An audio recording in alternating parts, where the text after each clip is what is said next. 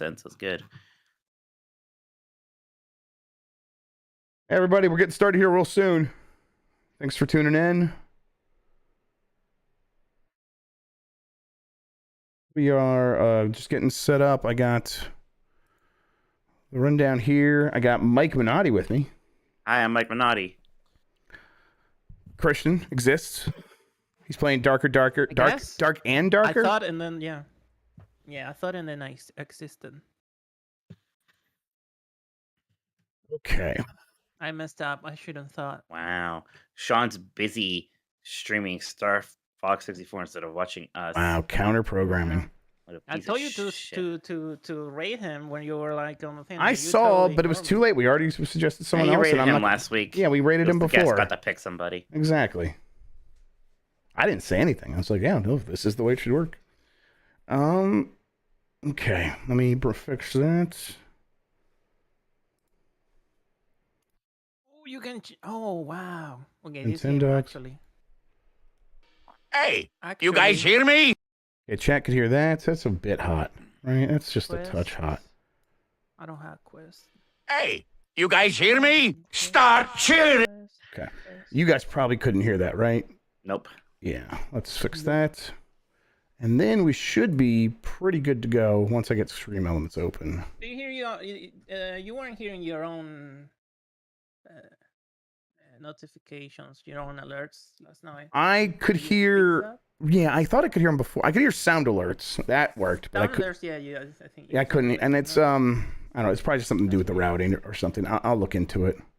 My computer's audio pipes. My computer's completely frozen twice in the last week when I was just trying to open a tab. And it's like, I just don't want to troubleshoot for a month of my goddamn life. But I think that's what I'm doing this weekend. Computers, brother. I do have 2 different computers. I got a Parsec over there. I got like 3 around me. I need this one to just work all the time. But yeah, so that's gonna be my life this weekend. Chat mic, there you go. Now this should pick up, but I probably have the sound stopper on there, so I'm gonna hit it. Hey, you guys hear me? Start cheering. No, you guys aren't getting that, but I'll get it right now.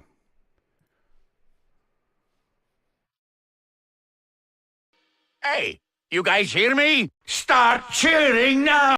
You guys hear that? Hear that? Yep. Yes. All right. You have the ad music if you're gonna do I do, yes. That was set up last week and I just forgot to hit the button. Like it was that stupid. Okay. You need a tweet still. Yes, and then we'll get going. I like your cap. You too. Fan of it. Let's bring this up. You trying to make that your thing now? You've been wearing that a lot lately. My hair's getting to a bit of a messy state, so I want to just embrace the hat a little bit. Yes, embrace the hat, your brother. Hair looks good. I'm right there with you. I'm wearing a hat right now. It's nobody around me. It's just it is going to be like way I think it looks fine. I'm not like worried about it too much, but I'm like trying to like hats are okay. I can wear hats. Jeff wears hats. I'm like trying to make it part of the. It's never gonna be your thing like Bubsy 3D is. No, that's okay. You're right. You're right. It doesn't matter. It doesn't have to be the biggest thing in his life. His brand can have a lot of branches. Okay. Yeah, exactly. My Fraser Midgard shirt came in. Very excited about we see this. Oh. God, that's good. Hang on. Let me. I'm gonna show chat. There we go. There you go, chat. Yeah. Yes. Lower. Kind of fucked up that they put the Right, don't go any lower than that. I'm not wearing pants. the lady falling from the skies. That's messed up.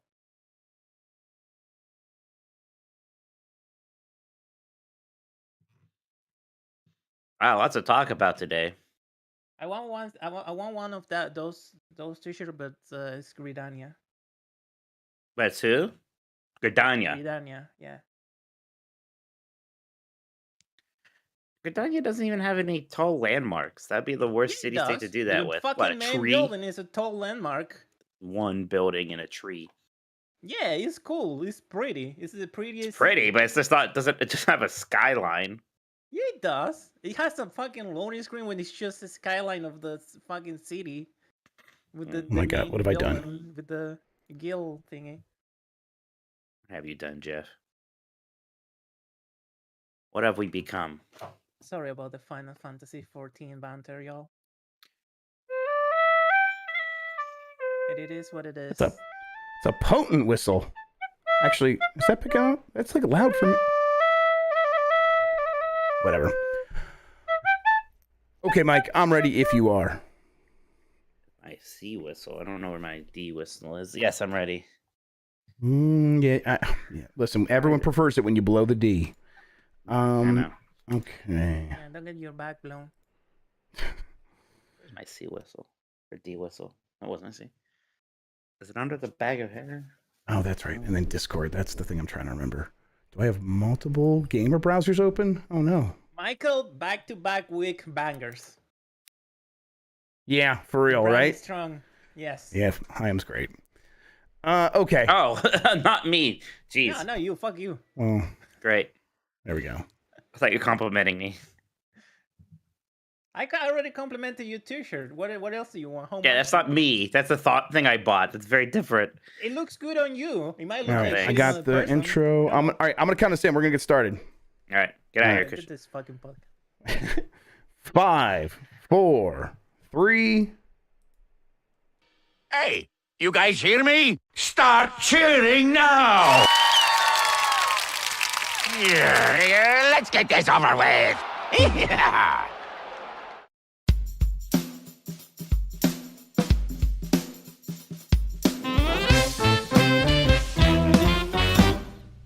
Woof woof. Hi, I'm Mike Minotti, and I am a Nintendog. Hi, I'm Jeff Grubb, and I am a Nintendog. And we are the last of the Nintendogs. There you go. You know what that means? I don't know if the mic picked that up. It's Direct season, baby. That's what we have. When the full moon Direct is out. There we go. That's right. We got Nintendo Direct to look forward to. Is Zelda gonna be $70? And financials. Also talking our favorite Nintendo DS box art. Now I howl for the Direct. For the financials, I hump legs. So come here, everyone bear them. Get your shorts out. Yeah, so apparently, in fact, yeah, your mic picked up none of that howl, so it's just a fun, awkward silence for everybody. Oh, is that better? That probably did maybe a little bit. You exactly. did not howl. Great, fuck. Great. How's it going, Rocky? It's going pretty good. I don't know. I'm glad the Direct got announced early this morning, so I don't have to stress about that. Also distracted from all the other stuff happening in gaming. Everyone talked about the Direct instead. Why would you have to stress about that? You're not on the line for this one. Do people think you're on the line for it anyways? Oh, yeah. There was we talked about it for weeks, and then one day suddenly everyone just there was 12 stories. Jeff Grubb says a Direct next week. And so that becomes the narrative. And so, I mean, we did say everything was pointing that direction. We did I did kind of go on the line that far, but I'm not guaranteeing. I'm just saying everything looks like it's happening for this week. People were like yesterday, hey, looks like you got it wrong. I'm like, man, I said the week. I said the week of. Just chill. Give it a day. Give it a day. That sounds like it's fun to be you. Yeah, listen, I'm just glad it's here, and I'm glad we don't have any game things we said this time for sure. Although, I don't know where you want to go with this stuff. Do you want to talk about the Direct right now? Because there's a lot to talk about. So first off, it is going to be tomorrow, meaning the 8th, Wednesday at 2 p.m. Pacific. It says, tune in for a Nintendo Direct live stream featuring roughly 40 minutes of information, mostly focused on Nintendo Switch games launching in the first half of 2023. So first off, what's that first half mean? So Zelda, going to be here for sure. Kirby, yes, and Bayonetta. I think those are like Bayonetta the Origins, right? Are happening. Then there's things like Advance Wars. There's a lot of signs that maybe that actually is coming out, maybe even very soon. So that could be there. Then there's stuff that we know is coming probably this year, but can't really track down, like Pikmin 4. We'll probably see something about that, right? So that's all stuff we're expecting. Right? Anything else? Metroid Prime 4 for sure. No. It's like people ask about that. I actually audibly groan. I'm like, no. Yeah, right. I'm pretty over it. They can't talk about Metroid Prime 4 until they have a lot to say, and I just don't believe they're gonna have a lot to say anytime soon. But we'll see. I will be very happy for them to prove me wrong one day. I'm not counting on that happening tomorrow. And I don't think many people are. Even with people asking about it sometimes, I think most people know it's probably not going to happen anytime soon necessarily, at least in terms of getting announced at a Direct, especially with Tears of the Kingdom on the line. But yeah, other things, I think that Kid Icarus Uprising feels like it is like we're due for that, to hear about that finally. Although do we hear about that now, or do we hear about it when it's 3 months out? And is it 3 months out right now? I don't know. I mean, they got to talk about some things that are happening in the future, right? Hence this, where, it's mostly focused on games coming on the first half of this year. But we can't just have a complete question mark about what the latter half looks like. Now, it's like the best case scenario is here's a new Mario game, right? Do I think we're going to get something that crazy here? I don't know. I think that's the craziest thing that is within the realm of possibility, right? That feels like the craziest thing that actually could happen. But there's got to be something bigger for the holiday, and maybe that's when Pikmin 4 comes out, but it can't just be Pikmin 4. Maybe. I mean, they can do the thing where and the Pokemon company's gonna have a Pokemon Direct later this month to talk more about what's happening with that series, and of course that leads into Pokemon DLC, which will be big. It will be that'll help to continue to sell even more Switches. But yeah, I think that they probably will try to put a few more things in there. What that looks like, I know F-Zero continues to be one of those rumors going around. I feel pretty good about that now. Does it show up tomorrow? I don't know, but I think they're gonna have a couple surprises, and I feel like F-Zero is another one of those that's like, maybe that does happen. Maybe it's not. Maybe now is the time. Sure seems like it. I mean, we know there have to be a couple surprises. They understand that. Yes. And there's at least a few ports we've talked about before, Jeff, that would be nice to see those. So yeah, I mean, I've sort of lost the hope on the Zelda ports now. I mean, I haven't heard anything different, but still, it just feels like, why wouldn't they have done it like over the last year? It would have made a lot of sense, and I can't think of any good reason other than they maybe had their marketing and QA teams busy or whatever. But those games are probably done, and they can just put them out. But who knows? I guess the one thing here is don't step on Tears of the Kingdom's especially toes now. here. And for a while, they had to stay kind of cadence of Zelda games until we got closer to Tears of the Kingdom, especially when we got closer to when Tears of the Kingdom was going to launch originally, right? Yeah, exactly. Yeah, and it's like clearly the stutter step with Tears of the Kingdom threw them off that schedule of having one major Zelda game released per year. Because I think we're talking the last one was Skyward Sword a year and a half ago. Was that right? That sounds right. So yeah, It's a summer thing, right? So yeah, like why didn't they release it in the last? Well, clearly it seemed like they really thought Tears of the Kingdom could come out, and then when they delayed it, they weren't like, well, let's rush this into the vacuum. Instead, it's like, well, we'll just wait for Tears of the Kingdom still, and maybe something else will happen with Zelda later. But at this point, I'm like, it'll be much later. I will be pretty frustrated if Metroid Prime HD Remaster gets announced. Like, that's going to be real frustrating. I mean, I know it would be, but look, as far as we knew, and again, it's Nintendo, who knows? As far as we knew, that is a real thing that at some point was going to come out last November for the 20th last anniversary. holiday. Last holiday is what I heard. Holidays, I always just assume November, and I try to say that every time, but yeah, holidays. And then that never happened. And that's my favorite sauce to have with eggs. Hollandaise, yeah. The Hollandaise release of Metroid is delicious on eggs and steak. Yeah, right. There was no good reason why it didn't hit that window that I've ever heard. It's just, Nintendo decided to change things up, and now here we are. And maybe it still will happen. Maybe it'll never happen. Maybe they'll just actually cancel releasing it for some insane reason. I don't know. It's Nintendo. But again, I'm gonna be watching this thing tomorrow and not expecting it. And then if it pops up, I'm mostly just gonna be like, you son of a bitch. I bet you think that, but then you'll realize that it means you get to play an HD Metroid Prime and you'll be happy. That's true. And other people playing it is actually just as much of a joy because I've played that game a million times now, and I've played it with mouse and keyboard, and I've played it with the dual stick on the Steam Deck. I'm playing that game all the time. But other people getting that same chance and the discourse coming back about it, it's such a good game, and it's about time we acknowledge our video game tribal chief, is how I feel. They should release it with the same controls that GoldenEye has on NSO. Yeah, just they should force you to play with a new Joy-Con that just has C buttons on it, and like, what the hell?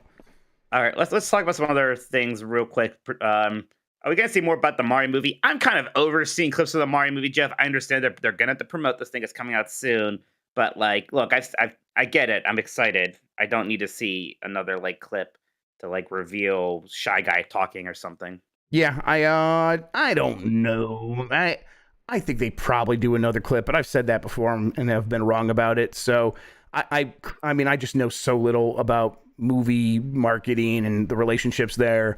So it's hard for me to predict that stuff. But yeah, you're right. This movie's coming soon, April, right?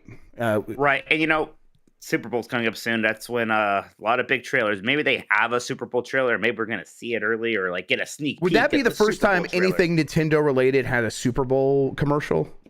I don't know.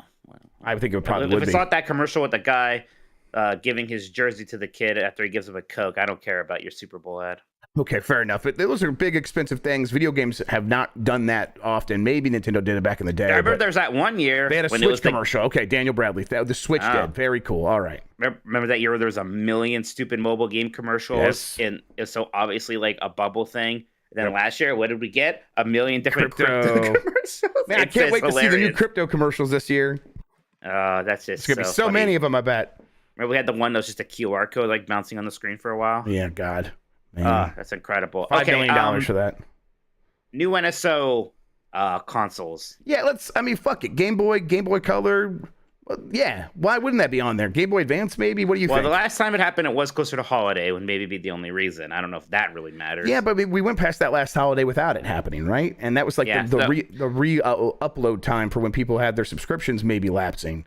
I think they were probably thinking they would have GoldenEye ready to go, and then that took a little bit extra time, and now so they're like, okay, we're past that. More N64 stuff is announced for quite some time, so we'll be rolling those out. I don't know. They need to do something more with Nintendo Switch Online. It can't just stay as stagnant as it is. And releasing games you previously announced does qualify as stagnant. Like that's not. You already know if those games are coming, and a lot of people are already making their subscription purchase. To get new subscriptions, which is what they're driving for here, you have to do new big stuff. And there is an audience that will show up for Game Boy Color. As long as there's a couple old Pokemon games on there of different stripes, Pokemon, an actual Pokemon game, Pokemon Pinball, Pokemon the trading card game maybe, and then a handful of other Game Boy classics, that'll be pretty big. But then if you add Game Boy Advance on top of that, I think that'll be huge. I think there's a lot of nostalgia for Game Boy Advance.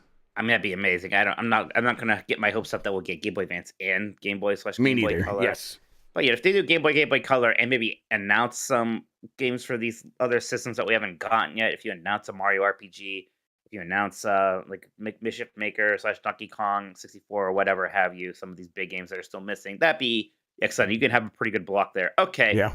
Last thing, Jeff, and look, I think it's a hard no, and you know all about hard blanks. God damn it. That sounded really weird too. Show me your hard blank, Jeff Grubb. They're gonna announce any new hardware. No, I don't think they do new hardware at a direct ever, right? Not really. Like the first time they're showing off their hardware, that's something they're gonna do in like their hard blank, their new hardware. Yes, their new hardware.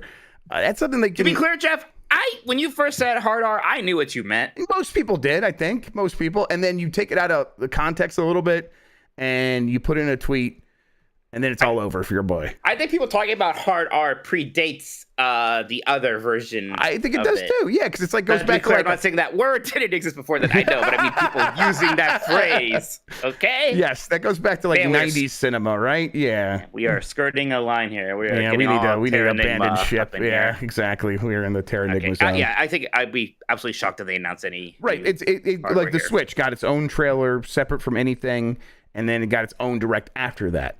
But like they're like, here's like a coming out trailer, and then they can show that trailer on Jimmy Fallon or whatever. That's how it'll happen. I don't expect to get new hardware announced at a direct. It's Nintendo; they don't have to do anything. They could surprise me.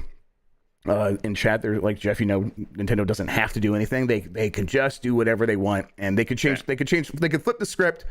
I don't think so. Now, there's reasons, and one of the other stories coming up here pretty soon is like maybe, but no, in terms of like the price of games going up, and what that would have to do with new hardware. But no, I don't expect new hardware at this thing. There are a couple other games like rumored, like Baitin' Kados. I can never say it. Yeah, I have no idea where this rumor came from. I didn't hear. I can't remember either about this. Well, I got my original of it over there somewhere. There it is. I see it. So I'll be kind of mad because maybe my value will go down. Oh no! Oh, my ivory tower here. This would displease me. Yeah, it's whenever my property values go down. Now that I'm a homeowner, I'm like, oh no, I'm the bad guy. I don't care. I don't look at that. You've always been the bad guy. I've always been the bad guy. Exactly. So, okay, Jeff, before we move on here to a couple other things, I want to thank everybody who's watching live. There's a lot of you. Thank you. Appreciate it. If you are watching live, you hit that thumbs up button. We appreciate it. You can also send in a super chat to ask us a question or get involved with any of our fun topic discussions, which is going to be favorite DS box art. So we got a couple of those. Thank you so much. All super chats will get read live on the air. All right, Jeff, let's talk about Zelda a little bit more. Because this is coming out soon, like a couple months. We're in the 3 to 4 month period where the marketing really needs to pick up. So look out for that tomorrow.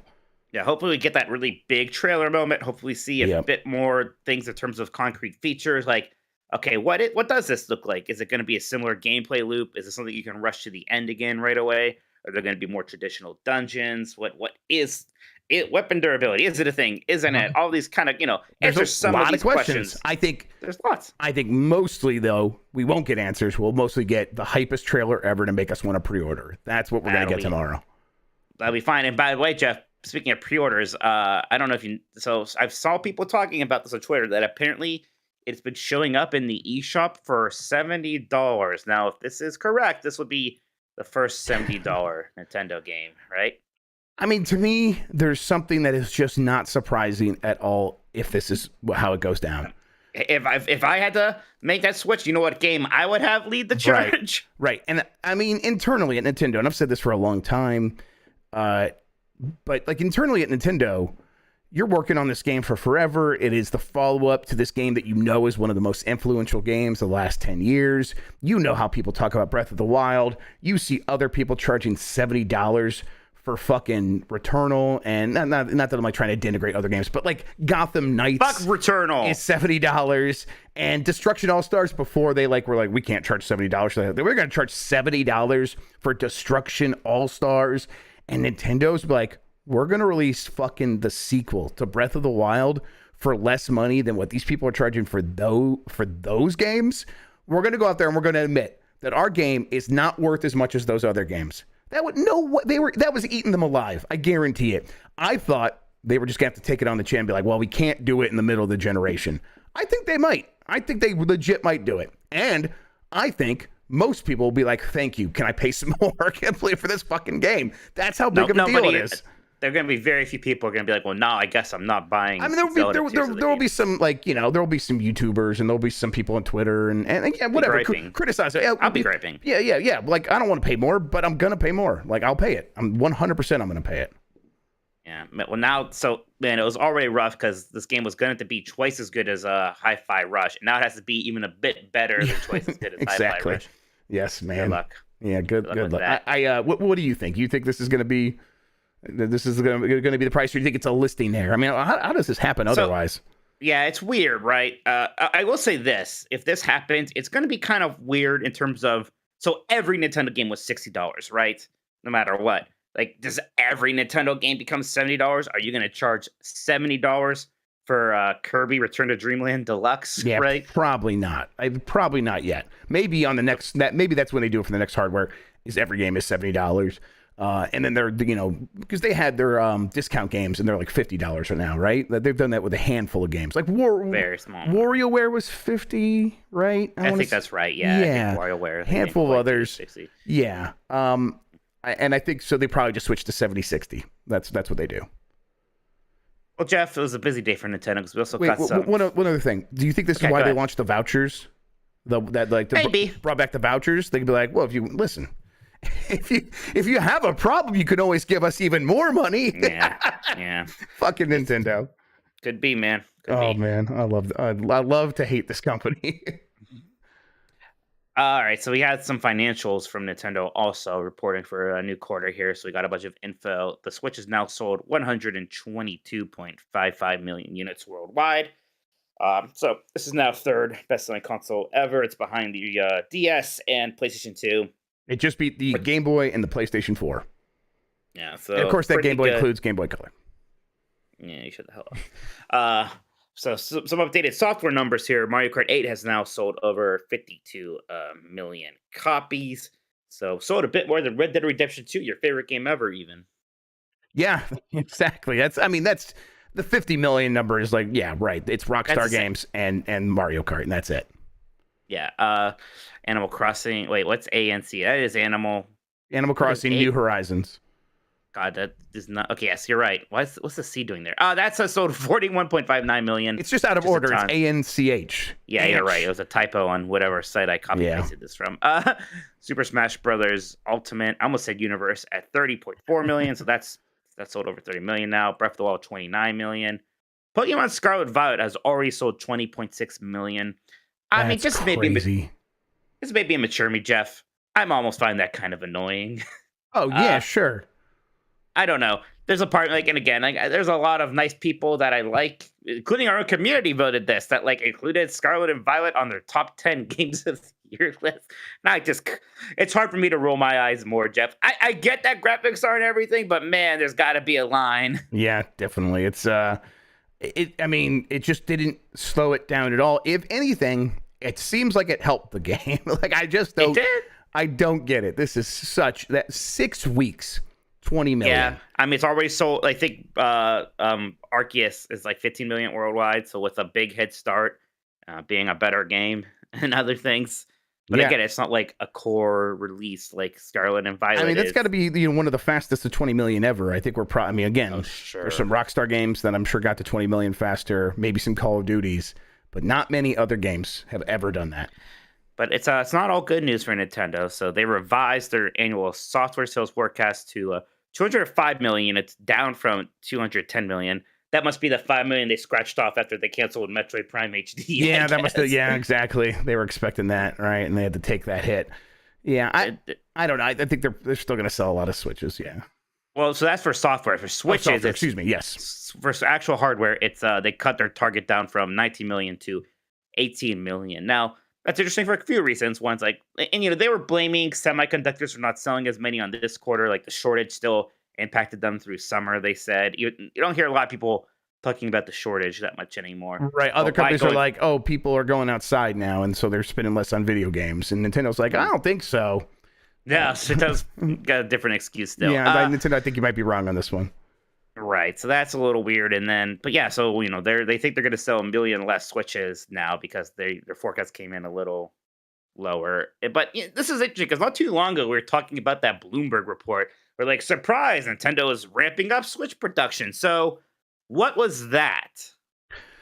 I mean, so this is going to be cutting the Switch console sales target 6. That was just Q3 for them, right? So this is probably talking about through the end. This is for the rest of the year. It's not cutting for the rest of the year, but I think the rest of the year is the next 3 months. But that would include.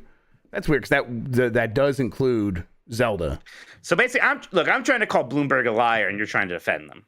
Well, I'm trying to look for the place where both things are true. Yeah. I know. I was going to ask you that because I'm like, can both things be true here? And you somehow still maybe found a way. Yeah. I mean, I think that 20 million story always seemed crazy. But I mean, we'll see. Maybe Nintendo is holding back something we're not expecting, and maybe fiscal year ends March 2023. A price cut like that. Maybe it's fiscal year's. That's right, ends March 20. So it does include Zelda. So that's what it is. That's the answer. That's what it is. It's 19 to 18 million for the time through March, and then we're going to do 20 million in the year that includes Tears of the Kingdom. I can kind of see that. That still seems like a stretch, but I can kind of see that, especially if they go hard on the Zelda hardware, and they try to get people a lot of people who always upgrade their Switch. Maybe some people waited. The OLED did sell pretty well, but there's a core of that audience that was like, I don't need the OLED. Well, maybe now their Switch is feeling a little bit older. There is no new Switch hardware like Switch 2 announced or anything like that. And it's like, well, you know what? I'm gonna be playing Zelda. Maybe it would be nice to actually be playing on an OLED screen. And maybe that's enough to push it to 20 million. It's still, yes, a long shot, but I could see it. I mean, it's, I guess, the optimistic thing here as well. Maybe there is something exciting happening in the future here that we're going to get announced. Right, that's the other thing. Yes, there could be something we're not expecting that is, the other thing could be a price cut, right? It could go down to $250, but I don't think that's going to happen. That could happen, and maybe that's what they're thinking. All right, Jeff. So one other thing they announced here is that despite missing some targets here, Nintendo is promising a 10% pay hike for employees, even as it trimmed the profit outlook here. That's refreshing to see. That's different. Right. It feels like the exact opposite of laying off a bunch of people. Now, yeah, it's kind of it's kind of straight up embarrassing for Microsoft, huh? Microsoft, everyone, like Take-Two announced their earnings the same day, basically, and we were like, I take full responsibility. I won't be fired, but other people might be. Exactly. And so, yeah, it's making a lot of these companies, I mean, these companies don't care about looking bad, obviously, or else they wouldn't have done this. But yeah, I think Nintendo continues to be kind of a standout here, and it's refreshing. I mean, the Nintendo has a lot of issues. They have investment from Saudi Arabia. No, under capitalism, you can't ever make ethical consumption. But this is still the right move most of the time, and Nintendo does it, and that's something to call out as like, hey, good job. Now, in Japan, you kind of need to be doing this because inflation's kind of finally hitting that country hard in a way it hasn't hit in 20 to 25 years. So they need to be responding to this if they want to keep hiring talent that can make the video games that makes them all that money. But that's been a choice they haven't, most of these companies in Japan haven't made so far over those last 25 years to raise the pay. And so the fact that they're finally willing to do that is a good sign. Yes. And, look, I'll just say I specifically called out Microsoft because, yes, that is the other one.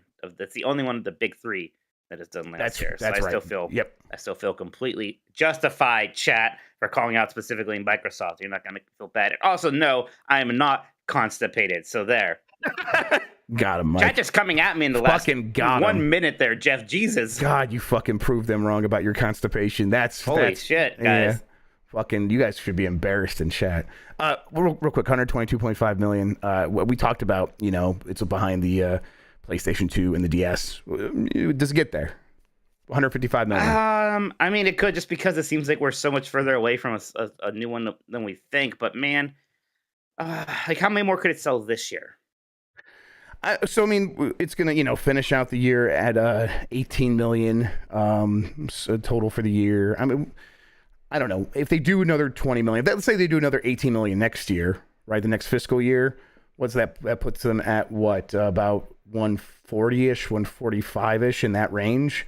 I don't know. That still seems possible, right? Because I do expect sales for the Switch to fall off a cliff the second the follow-up launches. But if they go a little bit longer without introducing that thing, it probably should be able to do it. Now, of course, it does it if whatever the Switch follow-up is, they just consider it the Switch Color, right? The equivalent to the Game Boy Color, obviously. Sure. And it's like 300 million units down the line. But that'd be kind of messed up. It'd be kind of messed up. Continue the same thing, yeah. Exactly. I mean, if there was just an actual revision, it would have been very easy for them to reach that number. Yes, absolutely. But yes, right, exactly. So I think they're going to get there. I do. All right, Jeff.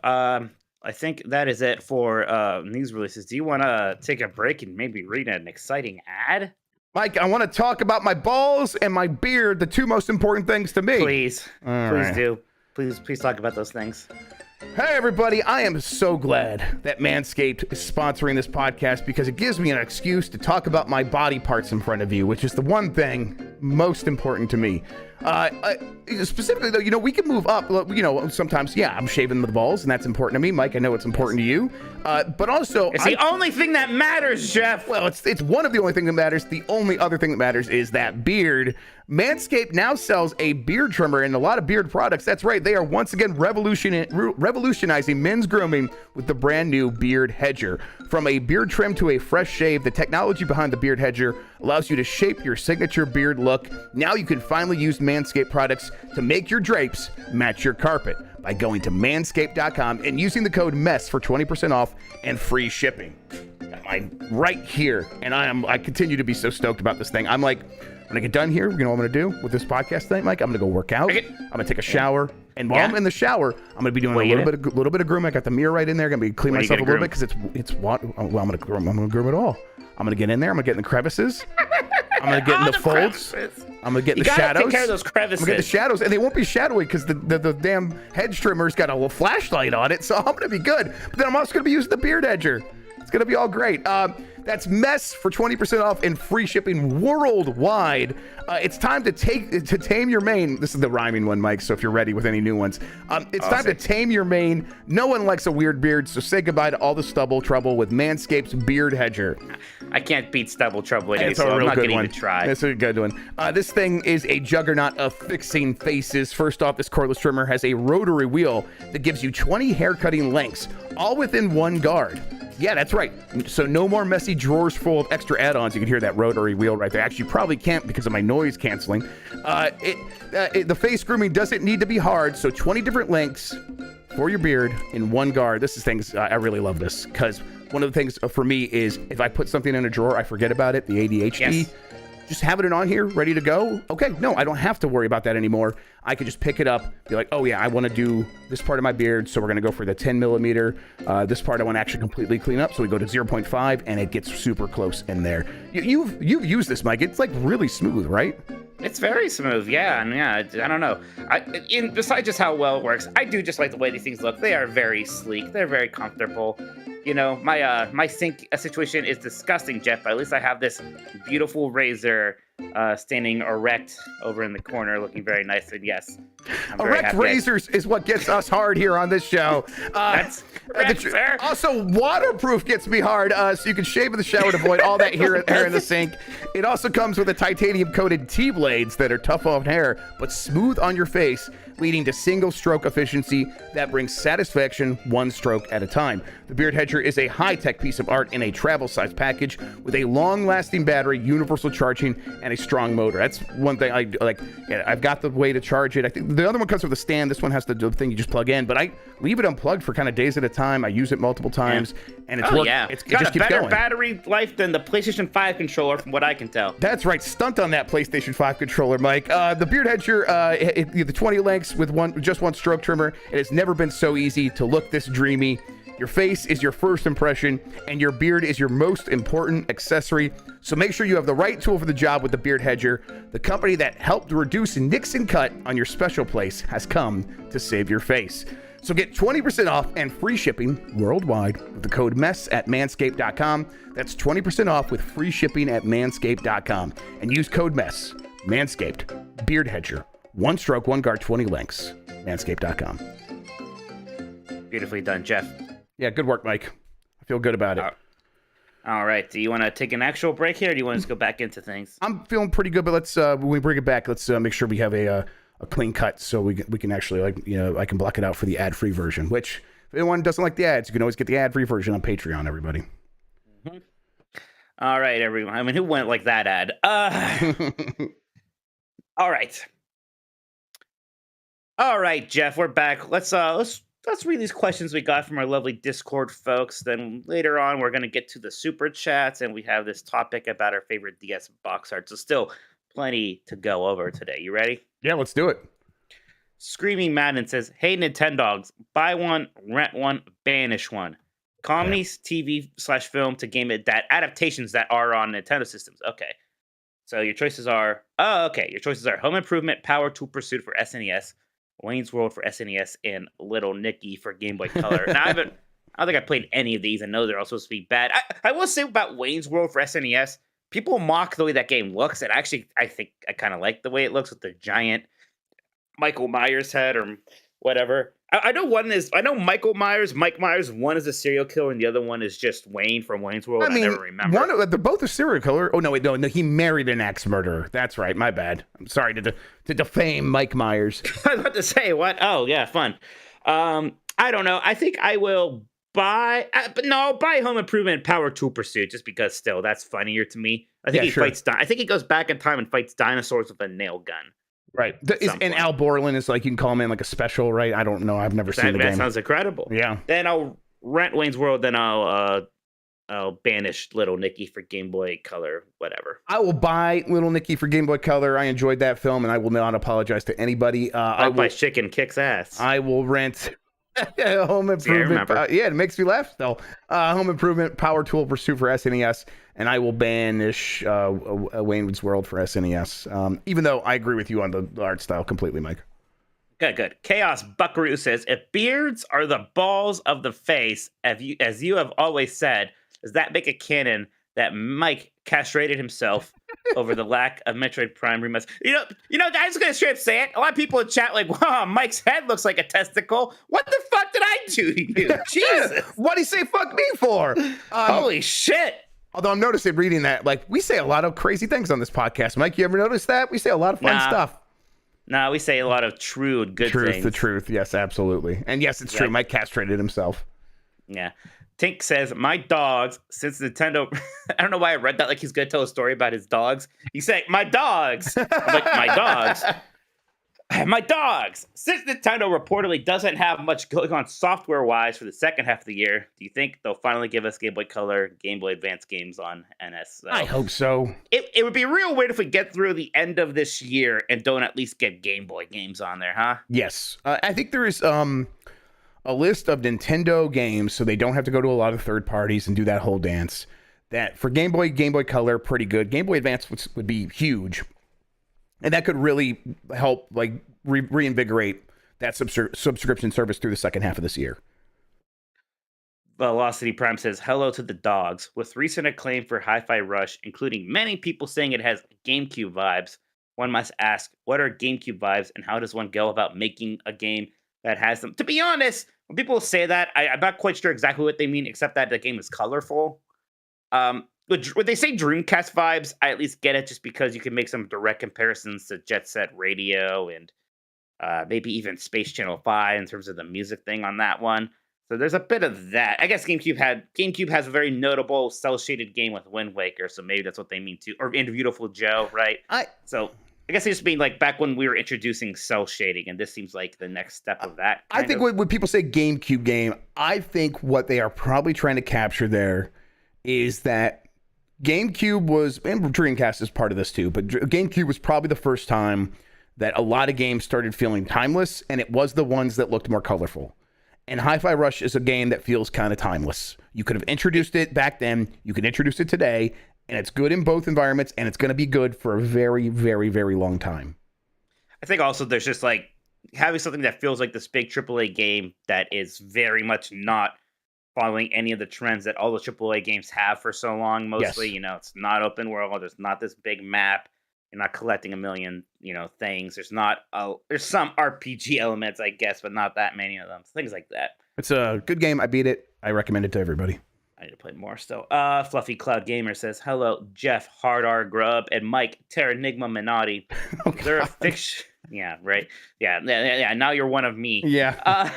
Is there a fictional business from a Nintendo video game that you would do advertisements for? I know exactly what you're going to say. Yeah, you know what I'm going to say. Yeah. Well, maybe you're going to do Rusty, but I thought you were going to do Wario's like micro games business. Oh, that's actually the better one. Totally. Yes. But I would do Rusty's Real Deal Baseball. Yeah. There you go. I would actually do Wario first guess. Hello. Oh, one of our CPU says, hello, Jeff, hard M for myopic, Grubb, and Mike, hard M for mommies. Minotti, that's good. The Switch is winding down, and Nintendo doesn't have enough games to do E3, but they're also ramping up Switch production in 2023 and are sitting on a bunch of finished games. All of these things can't be true at the same time. It's Nintendo. It could be. By the way, the Grim Guardians Purge demo is out on Steam. It's a sequel to Bloodstained Curse of the Moon, but with Game Boy Advance Castlevania-style graphics instead of 8-bit. What? Wait, that's a thing? What the fuck are you talking about? Yeah, is it actually made by what the hell? I'm like, we got to cancel the show. Creates. We got to cancel the show. I got to go play this right now. Now, oh my god, it looks just like it. It does, and I have a feeling that this doesn't have. I have a feeling this does not have Bloodstained IP tied to it. But holy shit, this is literally just them. I'm downloading demo right now. I will say, Jeff, this game is a lot hornier looking. Yeah, it's even better. Yeah, there's a lot of girls with like skirts, very high skirts. They have very anime faces where they just have the softest cheeks in the world. Oh, look at that! You're right. Look at that. Butter, you just squish them, and the camera's like pointing up with the skirts and stuff. Yeah, I see. Okay. Yeah, this is surprisingly horny. I think there's a honestly girl on a cage. For me, you should see my Steam library since I have that Steam account. There's a lot of games that are way hornier than this that are like trying to be Castlevania games, and then they just have straight up sex scenes in them. We can talk about it sometime if you want. Cool. Yeah. Wow. I hope this one does. Oh no, Leah says, hey Jeff, the balls mean it's over, Grubb, and Mike, I wonder why there aren't more women around here, Minotti. I got a pretty hefty bonus at my job this year, so I did what any responsible adult would do in order to mister. Nice. I was a Sega kid, mostly by necessity, as there's no way my parents could have afforded that and an NES. So while I played the big stuff, your Marios and Zeldas and Castlevanias, etc., I know I've missed out on a lot of early Nintendo. What should I completely legally load up on my new toy to fill in my childhood blank spots? Thanks, XO and woof woof. Um, I got a Mister. gosh, It's on its way. I got a tracking number and everything. oh nice. Yeah, shout out Did you to. just buy one, or you got somebody? I bought to sell someone. you A theirs? community member reached out and was like, "Hey, I got Nice. one. I've been trying to sell it. I got a good price. It's awesome. So and I paid for it and everything. So it's on its way. What should I completely legally load up on my new toy to fill up in my childhood blank Basically, spots? NES games that are like Mario and Zelda, Castlevania. I mean, I definitely look at some of the old Rare games. I would, Snake, Rattle, and Roll. yes, and look at the old movie license games. They're mostly really terrible, but you're not going to see those anywhere else. They're never going to get re-released again. So go have some fun with those. Go check out the entire LJN catalog and see what they're working with. Yeah, I know you said you played Castlevania. It's basically almost anything by Konami and Capcom. It's pretty great. Like all of Capcom's Nintendo stuff, except for Mickey Mousecapades, is very, very good. Yeah, someone saying Marbles Madness in here. That's good. Yeah, there's a lot of fun stuff. Then you're talking about like Super Nintendo. There's like weird things like Uniracers and gosh, just I like so even though the original Rocket Knights on Genesis, there is a sequel on Super Nintendo that's good called Sparkster. I like that a lot. Yeah, there's just so much, and honestly, there's people who just do a million, underrated SNES, NES games that it's good to look at. I'm just gonna tell you to get every Mega Man game because that's what. Play Star Tropics. Yes, play Star Tropics. Real quick, one of versus CPU who asked that question before this said we didn't even talk about the Nintendo part of his question. So I just want to. Yeah, because the ramp it up. We got excited about the horny. We got too excited about the Castlevania horny game. Castlevania game, which I think Shit. is not on us. He should have known. Finishing his question with that would have distracted Oh us. yeah, he's absolutely right. Yeah. He just completely skip over it. Yeah, so as the Switch is winding down, Nintendo doesn't have enough games to do E3, but they're also ramping up the Switch production in 2023 and are sitting on a bunch of finished games. All these things can't be true at the same time. And to be fair, there is no question mark here. So, I mean... Yeah, right. What's the question? You're just pointing things out. Yeah, I mean, I think that... I agree with him. These things can't all be true. I think that they probably are all true, except that the thing about the Switch not having any heavy hitters in the second half of this year is going to vary greatly depending on who you are and what you think a heavy hitter is from Nintendo. Is F-Zero a heavy hitter? I think it is. I mean, Mike, do you think F-Zero is a heavy hitter? Well, in the same way that I thought Metroid Dread was a heavy hitter Exactly, in terms though. of like, Yeah. But I mean, Metroid Dread is a heavy hitter for me. right. If Nintendo announced the Metroid Dread 2, I'm sky high excited about it. Now, in terms of games that are going to sell more than 5 million copies for them, no. No, But definitely what do not. I give a shit? Yeah, exactly. But I think, we saw. I mean, one of the people saying this was like Chris Dring, right? He's a GamesIndustry.biz. I think he said straight up that he doesn't. There was a game that someone said, "Hey, is this a heavy hitter?" And it's like a game a lot of fans would have been happy with. But he's like, "No, it doesn't sell, so I wouldn't consider that a heavy hitter." I think so. It's okay. Well, that he's coming from that angle. I think we could still get a lot of games, a lot of those finished games that have been sitting on the side, those games that are like going to sell 3 to 5 million copies or 2 to 5 million copies. We could get all of those in the next, 6 to 12 months starting in June. But yeah, we'll see. We'll see. Adam says, "Hey Jeff, I'm new to the Patreon and can't think of a joke. Grubb and Mike, when I use Manscaped products to shave my face, I look like a thumb from Spy Kids. Minotti. Well, at least he didn't say I look like a testicle. Yeah, well, let's see if a thumb looks like a testicle. Hang on, look it up. It looks like a thumb. I bet Jeff looks like this. Yeah, it looks like a thumb. Yeah, it's just a thumb wearing a suit. Remember all those thumb parody movies we got in the 90s? Thumb Wars. This is what it looks Thumb of like. the That's Rings? exactly what it looks like. Yeah. Yeah, that got out of control. I hate this thing, very actually. fast. I hate looking at this thing. I bet you do. First time caller, adore the show. Happy to be a producer now. Thank you, Adam. We appreciate it. What are your thoughts on cozy games? I know that the Switch has become a haven for them. See the Farm Film Direct from last year, and I couldn't be happier about that. There's little I love more than settling down with a game where I can farm some goddamn turnips. What about y'all? Does it scratch the same parts of your brain, or do you guys not understand the appeal? I guess I understand the appeal. They don't usually appeal to me a whole lot, Jeff. There's sometimes like cozy games that are just too cozy to the point where I am bored, actually. Like Spiritfarer, which was I don't even know if that was ever on Switch, but it was an Xbox joint, and I was liking it a lot. Gorgeous animation, looks really nice, really, really cute. But eventually, it's like, all right, I need a little bit more to do actually here. And I think Stardew Valley is a good example of being cozy, but having lots of things to do and never being boring. Cozy can become boring real fast. Yeah, I think I do generally need conflict. I think the kinds of games that are cozy adjacent that I play some cozy, like actual cozy games. But when I think of like SnowRunner, that's a game, just driving around the town doing this stuff, and it's slow paced. But it's like, no, I'm like, if you really look what I'm doing, I'm like struggling to get things to like move just an inch, and it's this like battle of wills against the environment. And to me, that's like, oh, that's where I thrive. But I think that's not too far off from what people go for when they feel cozy games. Yeah, like games that are cozy to me are like Super Metroid or Mario 64. Saiklin says, hello, my cleanly shaven dogs. I'm expecting that I have to decide very soon whether I should buy the Zelda-themed Switch OLED. I still have my day one Switch. Do you think it's worth it, especially considering the successor might come soon-ish? At least then I could install Homebrew on my old Switch. That's true. I mean, soon-ish is the important thing here. You might still get another year or two with just that OLED, and the OLED is really nice. I really like my OLED. My Joy-Cons slip off still, and I cannot wait for those new ones, the GameCube ones to arrive. But but the OLED is fantastic. It's a great screen. It's a great way to play games. If you play in handheld mode a lot, I think it's probably worth getting. I mean, it's your money, but I think I'm glad I got one. Jimmy Nintendo says, woof woof. I've seen people bring up Iwata recently amidst all the layoffs. Kind of wild to have an exec like that refuse to lay off employees. What do you think would be different about Nintendo if Iwata was still with the company? I don't know. This is the kind of speculation. I don't want to say I'm uncomfortable doing, Jeff, but I just don't know. I don't know. Yeah, I mean, we don't have to speculate. We know what the current Nintendo president would do. He's raising pay and not laying anyone off. So there you go.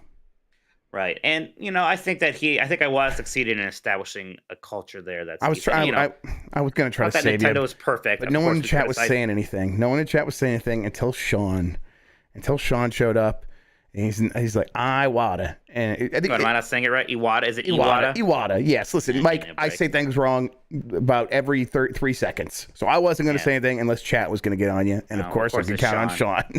Yeah, of course it's Sean, but yeah.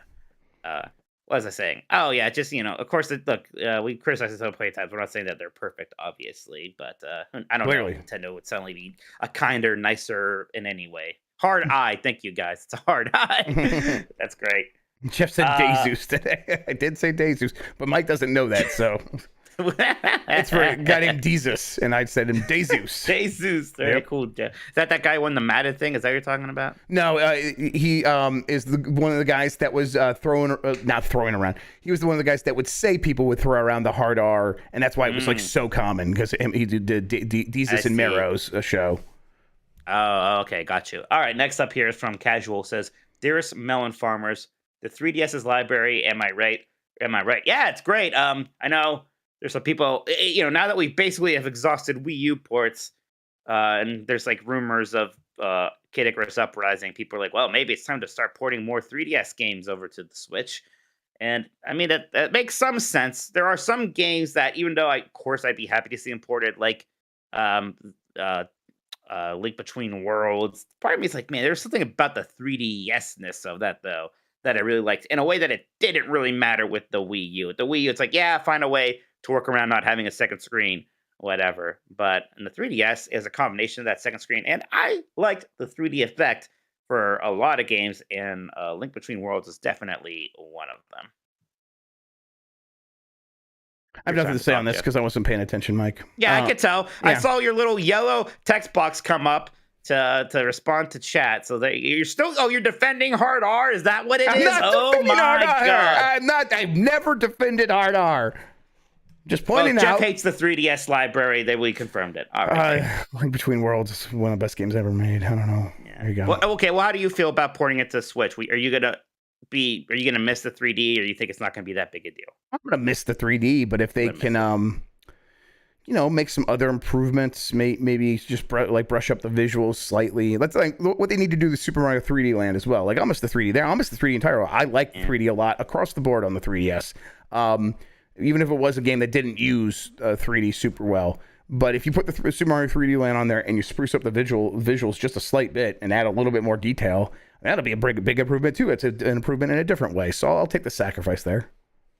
Big Tony says, my dogs, I finally got my NES fixed after months of being busted. Do you guys have any recommendations on some games that still hold up in 2023? A lot of NES recommendations. I have most of the heavy hitters already, so maybe some hidden gems. Karnoff. Karnoff. Journey to Silius. It's a good one. Journey to Silius. I remember it's a lot of fun. My deep cut NES games. Mike Tyson's Punch Out. There you go. Mike Tyson's Punch Out. Look, I already dug up Journey to Silius. Gosh, I mean, there are... That Jackie Chan game is good, Hibbity Bibber. That's right, Jackie Chan. Konami made a Lone Ranger game for the NES that's actually good that nobody remembers. It's kind of like... it's like a melding of genres. It has top-down elements. It has side-scrolling sections. It even has first-person light gun sections. So... that one's pretty cool. The Tiny Toons Adventures games on NES are pretty good, right? I think I played the Super Nintendo. The one is basically a Mario 3 clone, and it's very good. Yes, so get that Tiny Toons Adventures. Again, another game that won't probably pop up anywhere else. Yeah, everyone likes Battletoads. That's fine, but get Double Dragons or Double Dragons and Battletoads. I guess they don't versus each other in it. They're on the same team. Yeah, but get that. All right. Beef Hammer says, Woof Woof Boys, the other day I was watching some streamer play Simpsons Hit and Run, and they kept referring to Bart as cringe. Is there any more definitive way to know that? Mike, he strikes it out. This person has officially become an old man than this. I don't. Have you listened to some Bart Simpson's incidental dialogue lately, Jeff? I think it is what the kids would call cringe. That's probably right. I mean, even the show pretty quickly was like, oh wait, people are not responding to Bart. Everyone's into Homer instead. Well, there was an immediate response to Bart where everybody was like getting shirts with Bart, and I think it was a miscalculation. Right, and then they dove all in, and then I think we didn't have the word yet, but people became tired of that kind of quickly. Yes, because there was not much there. It was just catchphrases and stuff.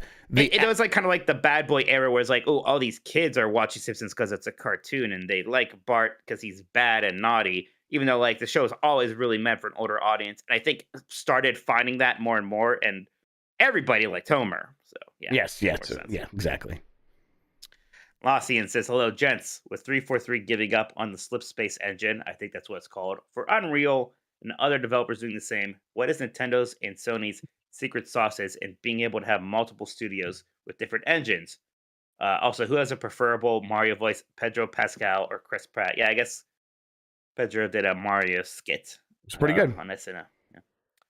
Yeah. What do you think? Why do Nintendo and Sony just seem to not have as many engine problems as like an EA or a Microsoft? I mean, I don't know if that's true. They probably have a lot of it. Well, let's say Sony. Sony probably does have a lot of engine problems.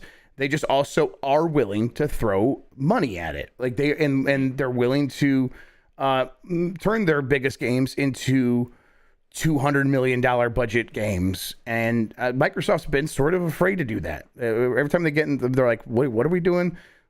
People don't play these kinds of games as much as they play Destiny. We don't need to be putting $200 million in these games." And so, look for ways to do this on the cheap. A lot of times, is what it felt like. And then that those decisions maybe weren't like, maybe they didn't stick with those decisions. We were like, all right, now it's time to invest. But then the tech debt of not doing that for so long made those engines unsalvageable. It's a series of decisions. It's not any one thing. That's really what the truth is.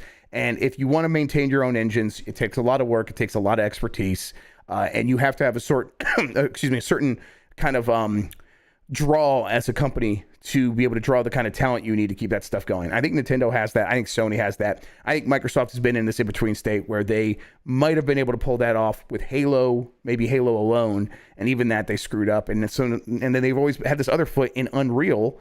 And it's like, well, listen, everyone works in Unreal. This is something, if I learn how to work in Unreal, I could take that my skills everywhere in the industry. So I think I'm just going to go work on Unreal instead. So yeah, I think Microsoft just kind of had that sort of split the wrong way for them and forced them into that position. Dr. Seth says, hey, Poochies, when I was young, that sounds like a service song. Hey, Poochies, when I was young, even though I was a Sega kid, I liked Nintendo games more. I always felt that the sprites on the Genesis games I had, like Alter Beast and Comic Zone, were way too big, making the screen feel Claustrophobic in the game slow. Claustrophobic. While a lot of Nintendo games have smaller sprites, making the world feel bigger and the game faster. Am I tripping?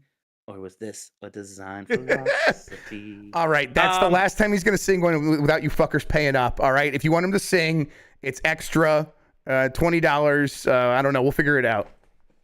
I kind of disagree. I think Genesis games felt faster, and like you could see that with like Mario, obviously, but just in general.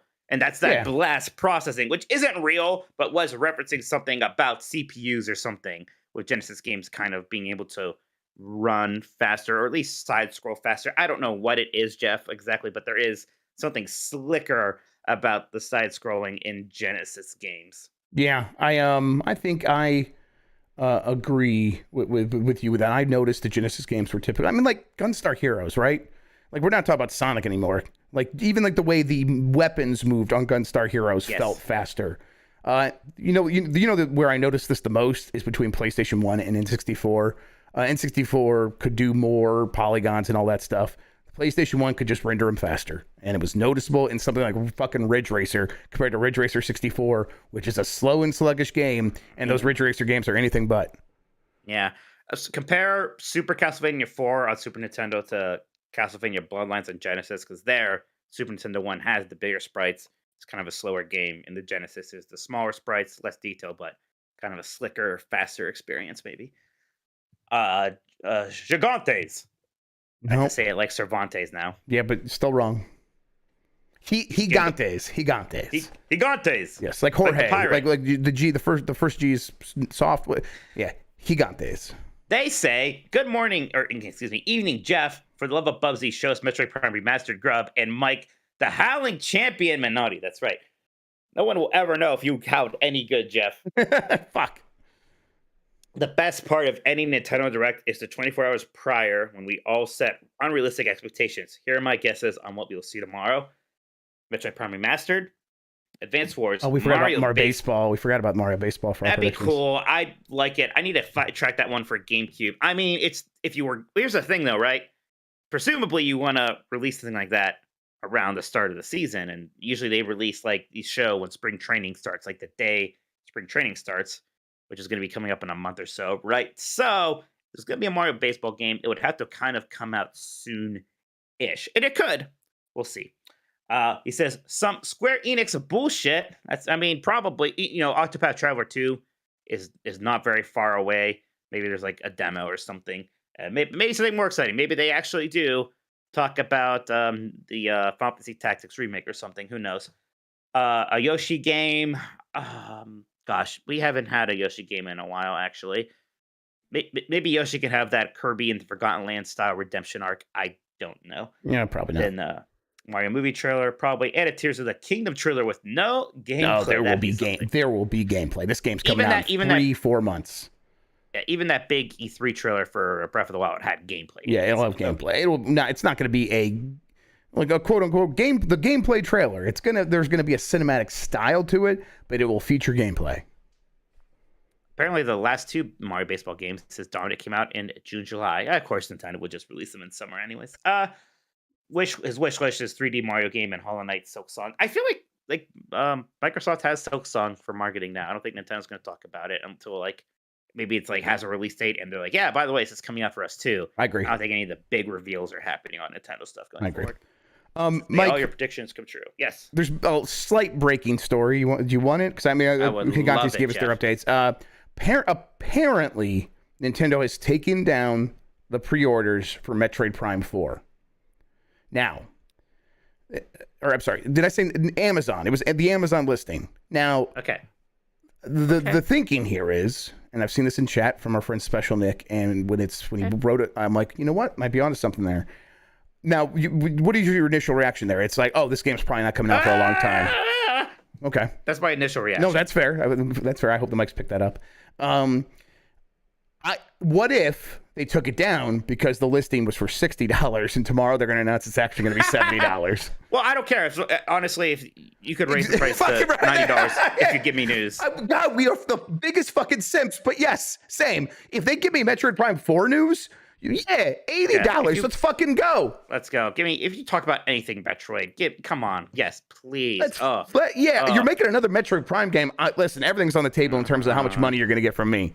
I'm working myself into a shoot, brother, right now. This is let's be happening. careful here. I know. I don't know what this could mean. This could mean, maybe it just means they're finally like, hey, that's not coming out like anytime soon. Get it off. I don't know. The timing is weird. Who knows? Well, yeah, don't read too much into these Take kind my of home. things. Which child do you want? Which child do you want? Here's the one I like less. You can have the one I like more. That's how much I value Metroid. Okay. All right. Well, I'm sure I'm excited for this direct. I sure am excited. Man, it's a good time coming off of Gigante saying the 24-hour period prior where we all set unrealistic expectations. Let's fucking go, baby. Let's go. Let's go. Drewman says, "Dear Dogs of Destiny, that it will feel really strange if Nintendo doesn't have a Mario game queued up to release alongside the Mario movie. It got me to thinking, 2D/3D, forget all that noise, give us a new goddamn Mario and Luigi game. How can we sacrifice some Grubb hair to will this into existence?" Well, I got bad news there because Alpha Dream, who made those games, don't exist anymore. I don't think we're getting a new Mario and Luigi. I mean, look, even if they're, you talk about this too, is there going to be a new 2D Mario game or something? Like maybe for the movie. But there's a lot of Mario games already on the shelves that cost $60. If people get excited about the Mario movie and they go to a store, they're going to still have plenty of options for Mario things to buy. Right. It would be more ideal if there's something newer and flashier, sure, but it's not like ridiculous if there isn't. Yeah, it's you're right. That's the thing. That's why The Last of Us remaster was like the thing, because like we need to be able to charge $70 for this thing again. Nintendo games already $60. So yeah. Although, what if they had one that was $70, Mike? Anything is possible. Yeah, I'll only allow them to make a new Super Mario Brothers 5 if it costs $70. Then I'll find it funny. That would actually roll. Yes. Yeah. Betch JC says, "Hello, Jeff and Mike. Tomorrow is the day. Do y'all think we get a 2017 Switch presentation like trailer for Tears of the Kingdom tomorrow?" I still go back and watch that trailer, thinking about it. That's my hope. Watching it right now. I'm hoping so. Like, honestly, for me, that's base. That's base for the base level. For this to be a good direct, is I need that trailer to make me feel things. I haven't felt anything in a very long time. It's time. They know how much people like that trailer. They include the song from just that trailer in Smash Bros. Right, exactly. It's not in the game, and so yeah, they put it in. Yeah, God. I hope that trailer is at least in that same general realm. I don't expect it to be as good. Nothing may ever be that good again, except for our ad reads for manscaped.com. Promo code MESS gets you 20% off and free worldwide shipping. And then, that goes Manscaped ads and then that trailer. And then if we can get this close to that, I'll be real happy. All right. Jamie H says, "The last reported figure for Metroid Dread was 2.74 million this time last year. It was absent from the familiar seller list for this financial year, or fiscal year, meaning its total sales to date is less than 3.74 million. What does this mean, if anything, for 2D Metroid going forward?" I do wish that they would just give me an update. I just want to know where it's at. I know it's it's obviously like not insane. I still think, look, Xenoblade Chronicles 3, right? Was the game got talked about a lot, blah, blah, blah. It has not reached 2 million sold yet. It's just a bit more niche. I think Nintendo understands that about Metroid. It's even less niche than that, right? It's going to sell better than a Xenoblade. I think there's maybe some disappointment that it would have been nice if this was the one to sell. Yeah, but it was always going to be inhibited by that $60 price for a 2D game. That doesn't hold back Mario, but it's going to hold back just about every other game. And really, it did kind of hold back Mario as far as we could tell. And now they haven't had a new 2D Mario this generation other than Super Mario Maker 2. And that game's not like exactly great. Yeah, there's some evidence. It's not perfect. It sold millions of copies, but not like right. But they didn't support it long term because it didn't do what they needed it to do, and it came nowhere close to what Mario Odyssey and fucking Zelda Breath of the Wild being a 30 million seller here pretty soon. Like that, I mean. There is another level, and I think Metroid Prime 4 is the opportunity for Metroid to really get there. Yeah, exactly. And but yeah, I think Metroid Dread probably did do well enough to get a sequel. I mean, look, Xenoblade Chronicles 3 happened. What do you think took more manpower and money to make happen? Xenoblade Chronicles 3 or Metroid Dread? And Nintendo And Nintendo sees the reason, the value in having games all up and down like a scale level. Like not everything needs to be the biggest thing. Not everything needs to have a goal of selling 20 million copies. It's okay to have a lot of games that are aiming to sell for between 1 and 4 million copies, and they have a lot of those, more than anyone else. Metroid Dread and Xenoblade Chronicles 3 both were nominated for Game of the Year at the Game Awards. You get to be up on that big stage. You get to be included. You know, that matters too. Hoss says, "Hey, yo, dogs, it's my birthday today. Happy birthday." And I was slightly freaked out with Fire Emblem Engage as the NPCs wished my character a happy birthday this morning. Oh, that's right. The game does that. That's for your birthday. That's right. Have there been any moments in gaming that have weirded you out like that? Gosh, I'm trying to, because like there are games like that. I remember, I think Knights was, or there's some Sega Saturn game, might even been Clockwork Knight, that knew like when it was holidays and had a special startup screen. The first time I like opened it up on Valentine's Day or whatever, just had a completely different startup screen. We were freaked out, so we went into the internal clock and just kept changing the date to different holidays, and sure enough, like each one had a special startup screen. It was pretty cool. So freaked out in a good way, I guess. I don't think I thought anything supernatural or weird was going on. I'm trying to I'm like trying to remember which game Psycho Mantis mentioned in the GameCube version, because I wasn't expecting that. Like I knew before I played it on PlayStation. Eternal Darkness. Right. That was like, wait, what the fuck? Why are that's weird. Yeah, it was like Super Mario Sunshine. Play Mario Sunshine, yeah. Yeah, and then like that weirded me out because it's like I was not expecting that at all. When I was very much expecting it would happen on PlayStation, because it was like it was in every review I read and stuff like that. So it was just this moment. It's like, why is fucking Psycho Mantis saying Super Mario Sunshine? That is bizarre. Orange is the new chat says, "Hey dogs, first off, I'm now an official Patreon after so many months of being a Twitch Prime member. Hey, thank you, Jet. Thank you. Secondly, the Valentine's episode of your show next week. Are there any particular plans for it? Yeah, we're gonna kiss. We're just gonna do it. We're just gonna fucking do it, guys. All right, it's time. You know what? It's time again. Let's talk about Nintendo waifus again. It'll go over great. Won't be weird at all. Why don't more women listen? That's it. Yeah, we're gonna ban all men from listening to next week's episode. There we go. That's to reach our new audience. It's our gift to you. Yeah, that'd be great. Mr. Bowler says, "Happy Nintendo Direct Eve, Jeff. Apologizing for ordering Arby's Grubb, and Mike will never apologize, Minotti. What is a feature in games that a lot of people obsess over that you just couldn't care about? I have a dog and cats in real life, but unless it's a pet sim, I really don't care about being able to pet the dog/cat in a game. That is one of mine.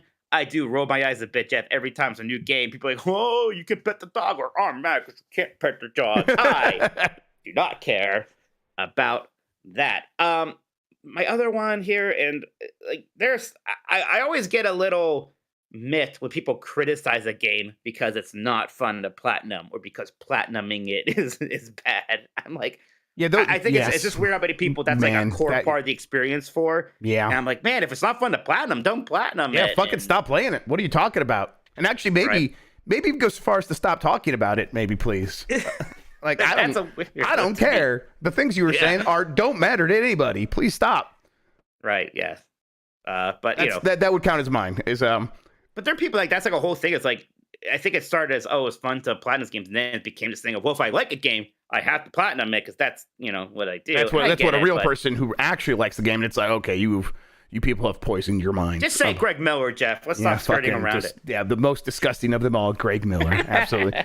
There's like a whole cadre of them on Twitter that are like make such a big deal about their platinums. And it is, and I will bring up a game. People are like, I like that game, but getting platinum in it was awful. I was like, why'd you do it? Right. That would be like speed running it is awful. What? Okay. Right.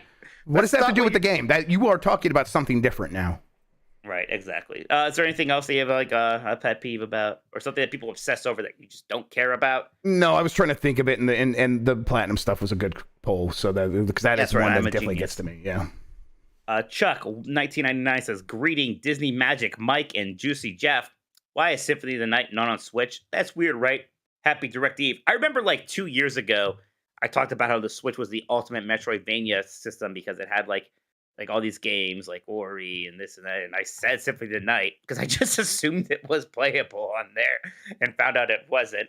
Yeah, that's weird. Why is it simply not playable? I don't know. It's on Xbox 360 with the Xbox Live version. It's on my Xbox Series X behind me. That Xbox Live version. They should just put that out. We can play Harmony of Dissonance on our Switch, but not Symphony of the Night. Yeah, I don't know. It's weird and stupid. It should be on there. Octo says, "Yo there, Jeff. The only hard R that matters is RetroArch Grubb and Mike. I am become Giant Bomb Minotti." With the success of Hi-Fi Rush, are there any other franchises that you'd like to see infused with rhythm? I'd pick the Persona series, something that isn't just a dancing game, or Ace Attorney, both with killer music. P.S. The decisive proof that Game Boy Color is a separate console is that it's listed as such on ROM sites. Man, that is true, huh, Jeff? Isn't that makes it easier. And those are easier because it's a separate platform and illicit. And yeah, that's the problem. Is that they're illegal and gross. And someone should call the police.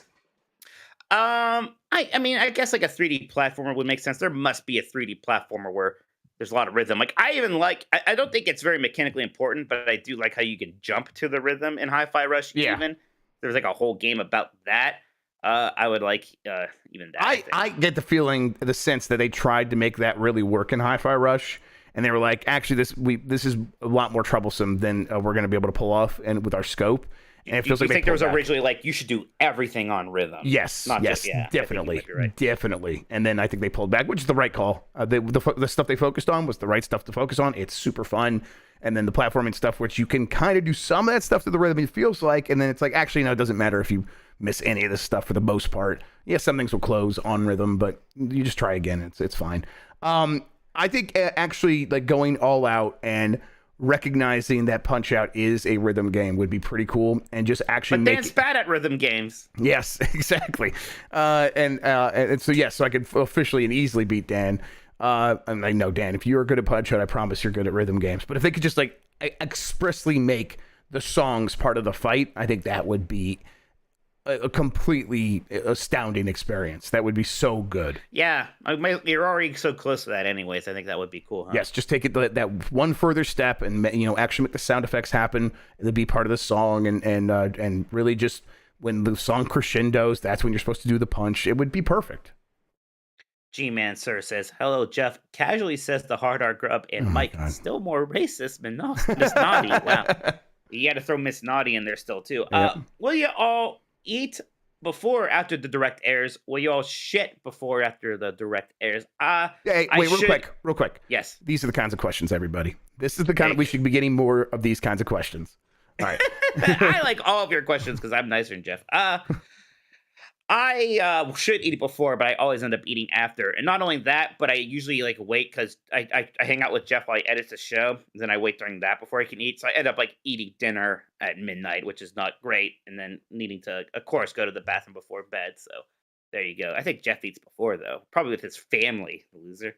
Yeah, so wait, the direct tomorrow. So, okay, wait.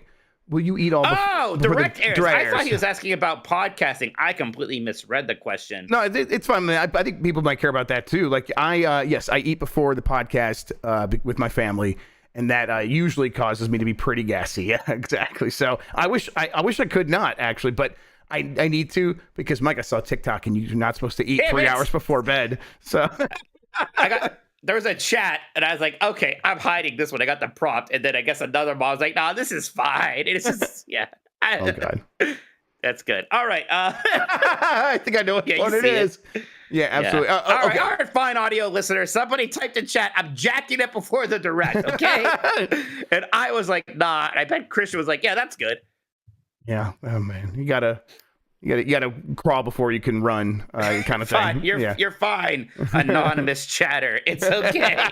Yeah, who we will not put on blast. I will eat after the direct tomorrow. I will shit before. Well, I mean, I'll eat lunch, which will be like way before it. So this is gonna be right in between meal times anyway. So I'm not even thinking about it. Yeah, exactly. It's 5 p.m. our time. I'm not gonna be eating 5 p.m. I would just be getting done with work. So all good. Shit during. Well, listen, I'm always shitting. I'm never not shitting. We're always just constantly expelling poop. Yep. Dan Piol says, Silk Song and Tears of the Kingdom in the same direct. Can the Gameverse even handle this? Are people really going to freak out they see Silk Song anymore? We saw it. Now we just want a release date, which, like, we're kind of back to who knows when it comes out. So I guess it'd be exciting, but I'm not really expecting. Yeah, that. somehow I don't that Nintendo is thing. so much less likely than so many of these other weird ones that would be kind of megatons. Megatons. Do people still say that anymore? No, not really. And it's kind of, we should bring it back. We should bring it back. Absolutely. I might put it in the podcast title, megatons. Good. Clink says, "Hello there, Mike. Price is Right, Minotti, and Jeff. Let's make a deal, Grubb. With the announcement that Mario Kart 8 Deluxe has crossed 52 million copies sold, do you think it will ever sell more than Wii Sports? If you include the 8.46 million copies that sold on Wii U, still needs another 22.45 million to tie it to 82.9 million. It's not going to reach that 82.9 million number, but that's kind of bullshit anyways, because it's included with pack-ins and stuff like that. Well, I mean, Mario Kart 8 Deluxe is bundled in with some systems, right? Okay. I know, I agree. It does cost more usually, right? That Mario Kart bundle? I think you're right. Yeah, it's not like it's being thrown in as, of course you get this, and that's exactly what Wii Sports was. Yes. Keywork says, "Sup, homies. Here's the fun one. If Game Boy and Game Boy Color were put on NSO, what would its first 5 games be? Feel free to argue if that's 5GB or 5GBC. We'll just make it 5 or both, Jeff, just because who's got time for that? Not because they aren't separate platforms. It should be Pokemon Yellow, just like the original, probably. I'd prefer Gold and Silver, but it'll be Yellow. Donkey Kong 94, Tetris, Mario Land 2, 6 golden coins, and OG Link's Awakening. Is that more than 5 even? I don't know. Donkey Kong 94, Metroid 2, Return of Samus, Kirby's Dream Land, Wario Land. I think I just said all original Game Boy. And Link's Awakening. Yeah. Bayleaf Moon says, woof, woof, woof, woof. How big do you think the next Nintendo console would be if it launched with Mario Kart 10? That catered to families with big fun features and had a Smash-style roster of Nintendo-only characters for the more dedicated. I personally think it could guarantee the next console success. I mean, I'll tell you one thing. I didn't say I'll tell you what. I avoided. I'll tell you one thing. I mean, he had that Mario Kart 8 Deluxe there. I forget it was launched. It was just very early with the Switch. And boy, that sure did work out very well. I could absolutely see them just making Mario Kart. It's funny he says Mario Kart 10. He skipped 9. I wonder if he's doing a Microsoft or what. Right, but, yeah. Yes, I get his point.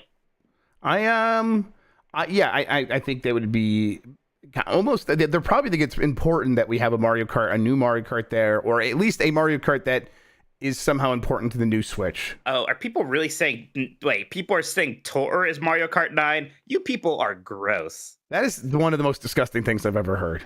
Yeah, what the hell's wrong with all of you? Really? Yeah, you fucking people. We need stricter punishments. We need to be. Yeah, we need to ban everybody who just said in chat that Mario Kart 9. There are a lot of people in Tour. chat saying Tour is 9. Nintendo said Tour is 9. When? What's wrong with them? Well, Nintendo also says Nintendo that, should be punished as well. Yeah. They also say that Game Boy and Game Boy Color are separate platforms. What the hell? Well, listen, now they might have a point about this Mario Kart Tour business. Let me think here. This reminds me of like when Capcom made Breath of Fire 5 and it was a stupid gotcha mobile game or something. Right, yeah, God. Yeah. Well, I can't believe it. They made a shitty Mario Kart. If they call it Mario Kart 10, it's not going to matter. It's still going to sell. Never mind. It's Nintendo. Fuck it. Whatever. They should just call it Mario Kart X then. That'd be cool, Nothing right? matters. Cool. Nothing fucking matters. Jesus, Jeff, it'll be okay. I don't know, man. I don't know if it's going to be okay. Jeff, calm down. The Uncharted Wolf says, "Hey Jeff, I'm no longer predicting stuff, Grubb, and Mike 444 Shut up. sucks. Who gives a fuck? It doesn't even matter. That stuff doesn't matter. Nothing matters. The only thing you will ever hear me say about Hogwarts Legacy is that I was closer to guessing its Metacritic score than Jeff, so suck Mike, it down." you could make so much money doing these mock reviews for these companies. You, as a consultant, they would love to know what their Metacritic was going to be at beforehand. I think you got it exactly right now with because what was you said 85, right? Hogwarts Legacy? No, I think I said 83 for Hogwarts. So Okay, all right. So I was off by 2. Okay, I'm very close. I'm very good at this. You're right. I am smart, and Fucking people hate should you. pay me for that. I was at a disadvantage because I was hosting the show. I was very confused. I don't think I was actually. I think it was. Excuses. I don't think it was. Really good. Okay, here he says, "What do y'all think is the likelihood of a Castlevania DS collection akin to the Advanced collection we got recently? And just for fun, Rank the 3 games being Dawn of Sorrow, Portrait of Ruin, and Order of Ecclesia. Um, let's do the ranking first, Jeff, because I've only ever actually beaten Dawn of Sorrow, which is why I want this so badly. I liked Dawn of Sorrow a lot, but have you played all 3 of those? I have, yes. Boy, I was rank 'em then. super into Castlevania games at that point. Yeah, I think it probably is Dawn of Sorrow, barely above Order of Ecclesia, and then Portrait of Ruin. So Portrait, Dawn, Order? No, Dawn, Order, Portrait. Yes, that's right. Okay, interesting. All right. I know some people didn't like Dawn of Sorrow's like touchscreen stuff. That didn't bother me very much. That didn't bother me, and it's fine at this point. Get over it. DMC depressed. Oh wait, I guess so. Do we think they're going to announce that? I don't know. I sure wish they would. I think I hope that the Game Boy Advance Collection sold well enough that it justifies doing the work to take those games and take out all the touchscreen stuff and to take out all the dual screen stuff, because you have to make them single screen games. That's stuff that like there's best practices involved in that, but it is significantly more work than what they did with the Game Boy Advance Collection. And do they think they're going to get their return on investment there? I don't know. I hope they think so, because those games deserve to be preserved. If Mega Man if Capcom kind of figured it out with that Mega Man Zero collection that had the ZX games, I hope Konami could bother. Exactly. We're just talking about maybe 2 different companies at a certain point there. DMC depressed me crying says, "Hello, Mike. We sell cream pies to everybody in Philly, Minotti. And Jeff, I do not want to taste your cream pie, Grubb. Frank Reynolds is the perfect Wario. What video game characters would the rest of the It's Always Sunny in Philadelphia game? I mean, come on. I mean, Charlie's clearly Luigi. Because he plays Luigi in the movie, so yeah. Oh, right. I was like, why? Yeah. Yep. There it is. I was like, convince me. Sell me on this. Right. Okay. What about D? D's a bird, so she's Birdo, right? Birdo, yeah, there you Birdo. go. Oh, incredible. I'm a genius. That's very good. Dennis? Dennis is Weird Mario from Super Mario Maker when you get the weird mushroom. Yes. And then, what's the other guy? The guy who was fat for a little bit. Mac, yes. Mac is... he's Booster from Super Mario RPG. I like it. There you go. I like it. We did it. All right. And then Villain Max says, now that the Nintendo Direct is official, I have to ask the question that's on everybody's mind. How many forgettable games is Square Enix going to showcase? We must be...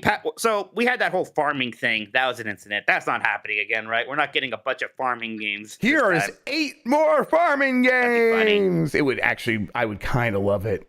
Just to see the people freak out again. But yeah, it's probably not going to happen. We have probably shot our load in regard to farming games in a Direct for the foreseeable future. They might be there just because, again, it's first half games. They might still be like, hey, don't forget about Theater Rhythm, right? Yeah, true. I'm excited for Theater Rhythm. But Theater Rhythm is next week, though, right? Very soon, yeah. But so, guys, Dragon Quest 3 HD 2D news would be cool. And again, you know what? Final Fantasy Tactics Advance or Final Fantasy Tactics remake, maybe. I'm not going to hold out hope for that Final Fantasy 9 remake showing up here or anything like that, but we'll see. Then B. Traven says, hey, Mike McNaughty and Jeff Leaks of the Kingdom Grubb, do you feel your hair rapidly growing back after you made waves last week by 100% unequivocally confirming that there would be a Direct this week? No, it doesn't work that way, unfortunately. It's a one-way street. You chop it off in an instant, takes forever to grow back, just like your reputation. So there you go. It's a metaphor for you, everybody. Pablo Costa. I mean, will people be like, obviously, if they announce, let's say they announced the Metroid Prime HD remaster, right? Now, people will still be mad that we said it was going to happen at a certain point, didn't it? But at least it would be like, look, that was real, right? Like, we didn't take it out. Yes, I listen, I wouldn't expect any apologies, and I don't want any, but but yeah, I think most people would be like, okay, I see what happened here. Some confusion, that happens, and clearly it was real. I think a lot of people will be that way, and some people will still be weird about it, but, you know, whatever, that's fine. Pablo Costa says, hey, doggos, when will Wario take over Nintendo's Twitter account again? We say something about a certain millionaire impersonating him. That'd be funny. They had a new Wario game to promote, which at this point I hope would be like. I like WarioWare too, Jeff. I'm kind of ready for some Wario Land, Wario World shenanigans. Sure, yeah. It's been too long. The Wario Land games were great. You know, if they're doing some sort of GameCube to Switch initiative, Wario World would be fantastic. Yeah, do something like that. Jeff, we got a bunch of super chats. Why don't we read some of these right now? Yeah, absolutely. Let me get into. I believe I have them all here. Let me go ahead and expand this. I know the first one was by one of the people not subscribed or follow the show or whatever that is. So hopefully we have. You know what? Let me get over to the stream elements then, because that might make it easier. I can get there right. Yeah, because I think that one is maybe not showing up on stream elements. Yeah, it's not showing up on stream elements. Okay, well we'll see. I'll see if I can track that down here in a second. Let me go through these other ones first. So today we started with B. Traven. Over under on time spent on Tears of the Kingdom tomorrow is 3 minutes. Do you take the over or the under? It's a good question, B. Traven. I'm going to take the over, but just slightly. But I am taking the over. I am also taking the over. I think we're getting to get somewhere close to a 6-7 minutes. Actually, no. Now that I'm like really considering it, I think it could be like a full 10 minutes. Wow. And then the rest of it is like a regular 30-minute direct. I think that's the way it could go. Okay. L. Grug. Because Jeff was right about the direct, does Mike have to glue his hair back on? What do you say, Mike? No, I'm just going to keep putting it on my head like this every now and then for funsies. Antonioni, EGM once asked Miyamoto what is the biggest disappointment of all the games he made. He answered Four Swords GameCube. It's such a great game. Not enough people played it. GameS/GB stream. Okay, Google, remind me to do a Four Swords stream.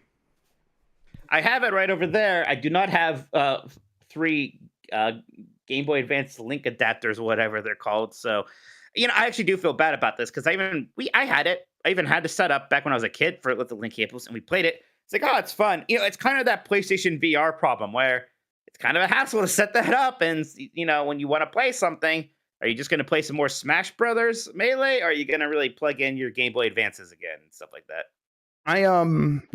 So I'm trying to figure out, like, if we wanted to do that, if we wanted to pull that off. I'm pretty sure the emulators support that now, right? Sure. They must. Oh, I bet. I'm sure people have figured that out. It's a Zelda game. If someone wanted to connect their Game Boy Advance that they actually have to their PC and then play it on my Parsec PC, that would probably be too complicated.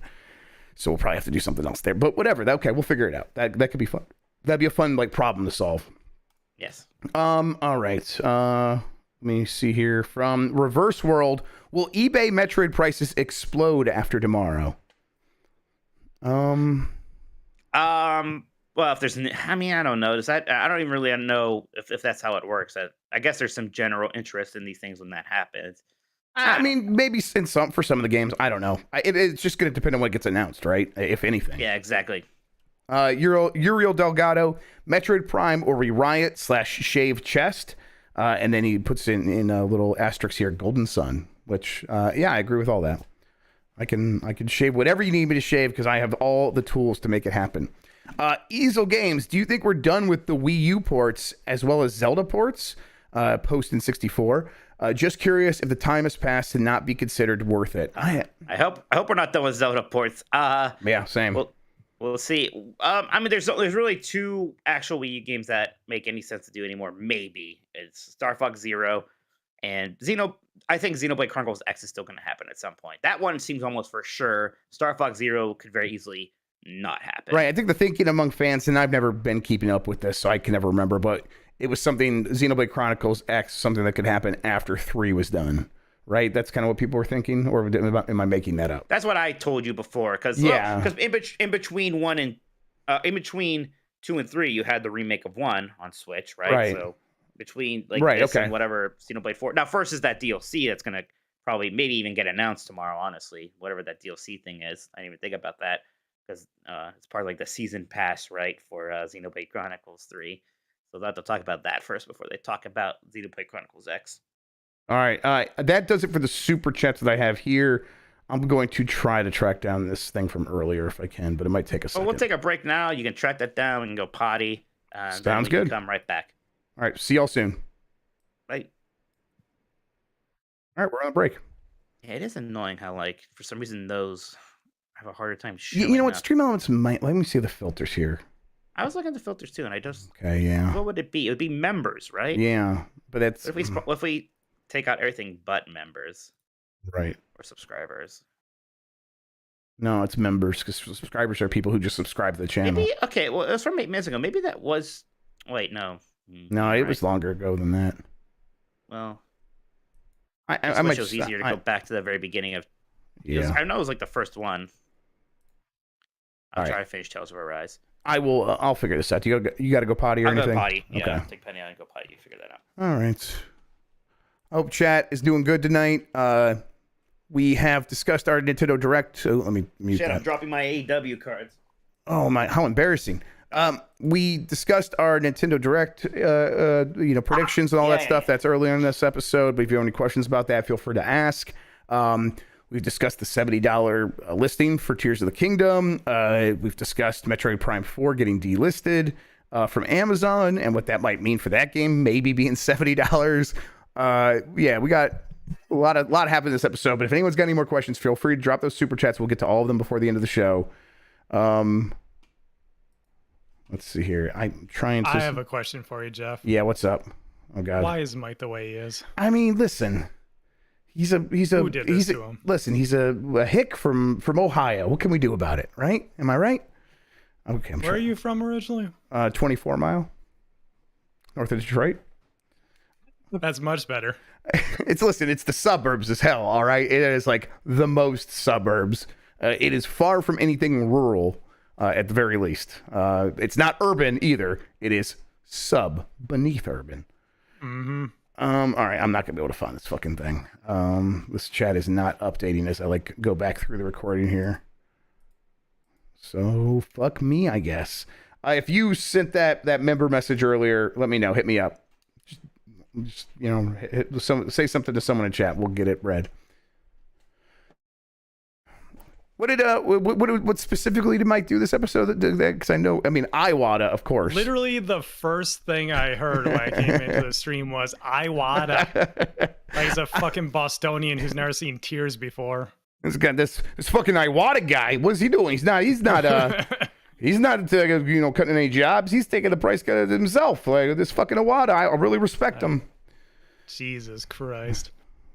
Yeah, that was. As soon as I heard that, I'm like, God, I hope Sean isn't watching. right when I came in his voice, I was like, what the fuck is going on? He said it 3 times, and then you appeared. I'm like, oh no. Yeah, exactly. He summoned me after my Star Fox 64 rage. Yeah. I don't know. There's a lot wrong with Mike. It's basically he put all his points into flute, and that's it.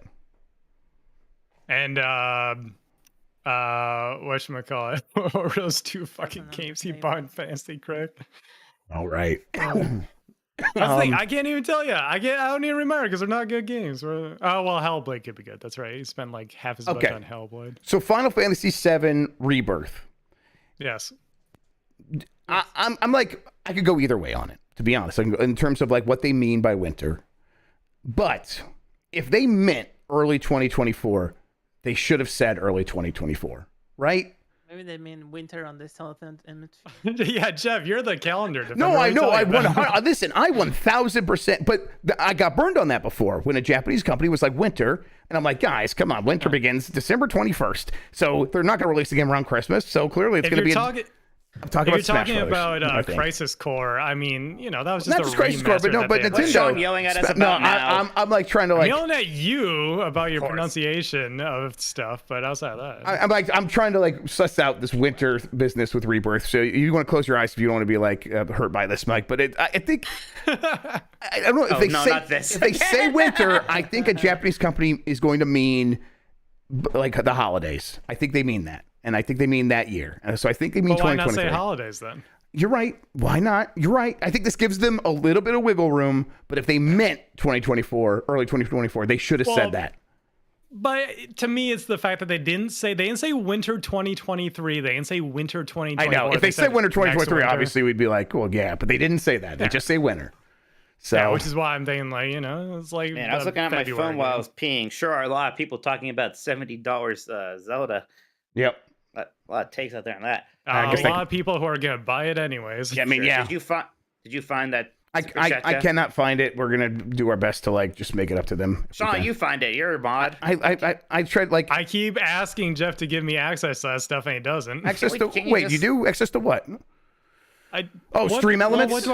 Yeah, like how do it's I? not, Nah, that's not the issue. you're We not gonna need be able to, to find look it in back Stream at Elements. chat. I tried to go back in the chat, and the old chats are not popping up. Maybe All right, top what are you guys chat. looking for? Maybe I could do live chat. All messages are So when we visible. get super chats, sometimes if a person is a what's that called? Not Member? subscriber, A member. their super chats kind of show up differently or whatever they call them. And for some reason, those don't show up in Stream Elements, and it's hard. Well, we can't find them. Oh, like they're re-upping their membership? I think no, so. but I don't know. It's just when they could send in like something that looks like a super chat, but it just doesn't show Yeah. up in Stream Elements. Yeah, it's like their Twitch subscription message. Yeah, I think it is. just I think for I YouTube. think it is like that. Yeah. Huh. Yeah, Mm. I I think do that's some right. digging if you want. Yeah, Okay, if you can, appreciate it. if you can, don't spend too much time on it. Cause Sure, I think I know where it might be. But Okay. otherwise, Yes, yeah, it might be I lost in will ether. get you the Stream Elements stuff. That'd be fantastic. Okay. All right, cool. All right. I don't even have that. God damn. Yes, you do. You don't Oh wait, deserve for the YouTube stuff, I'll have to look Yeah, into no, see I about got that. Twitch You have it for my Twitch stuff. I'll look into that. Be ready to share DS box art, Jeff. Okay. Yes. Give me 1 second. Bring it DS here. box art. It's gonna be right there. Okay, Mike. You can. No, y'all motherfuckers put Order of Ecclesia on there. I'm gonna be really mad. Thank you for your input, Mike. Bring us back in. Thank you for your input. All right. And we are back. Jeff, we are continuing to go through the box arts of all the Nintendo systems. Now it is time to talk about the Nintendo DS, one of my favorites. I think one of your favorites as well. Let's do the community first, actually, because I threw a bunch at Sure, the bottom I of this love list. that, And we'll yeah. see if people don't get to them, then we can look at them. Let's just start with the community here. How's that sound to you? It sounds good. I have them covering my face just like I like. Great. So MonkeyBot9K says, I don't really have a horse in this particular race. I love many DS games, but I'm not blown away with any particular DS box art. That being said, I think the World Ends With You's box art is pretty cool. I haven't played it yet, but I was planning on giving it a try this year. Yeah, as far as just like doing a character ensemble, it's good. That logo is nice. Yeah, I forgot the logo that went that hard. The world does, it does. Man, that's really good looking. I know it got okay reviews, but boy, was I disappointed with the World Ends With You Neo or whatever else. Yeah, Sure, Neo on Switch. people don't talk about it, so I mean, No. that's the kind of game that if it really hit with that audience, they'd be talking about it. Yep. Screaming Man says it's not the best DS box art, but the DS box art I think about I the love most is this Sunday school ass looking box art Yes. for Age of Empires, the Age of Kings. Fuck, Yes, that's such a an good way Age- to describe it. Yeah. It looks like Yes. what you would see in like a store that's like, we mostly sell Bibles. Like, Of yeah. course, it's Majesco. I played the shit out of this game. It is Really? yes. It is like Is a it good? Yeah, it's like a pretty good DS turn-based strategy game. It's Age of Empires, but it's turn-based. And it has all these great scenarios you can go through with all these like guys in the front. Like, oh, here's Genghis Khan, and here's him trying to like get past a certain thing. It's really well done. I am feeling an Age of Empires kick. I know people say that Xbox port of Age of Empires 2 Definitive Edition is surprisingly good. I played Civ Rev, I think, on DS, and that was actually Oh yeah, I played a ton of that, man. I was just in my like strategy zone back then, and Civ Rev was great on DS. Yeah, so Screaming Mad continues. This game had resource management and turn-based form, and the combat is just like Advance Wars. Yeah. Yes, sounds it neat. was. Tink says this was very difficult. I'm going with this fantastic game though. WarioWare Touch. That might be my favorite WarioWare box art. I just like that's great. It's a bit well, we were looking at the Twisted, right? And it literally like showed how to hold the game, like a manual like instruction.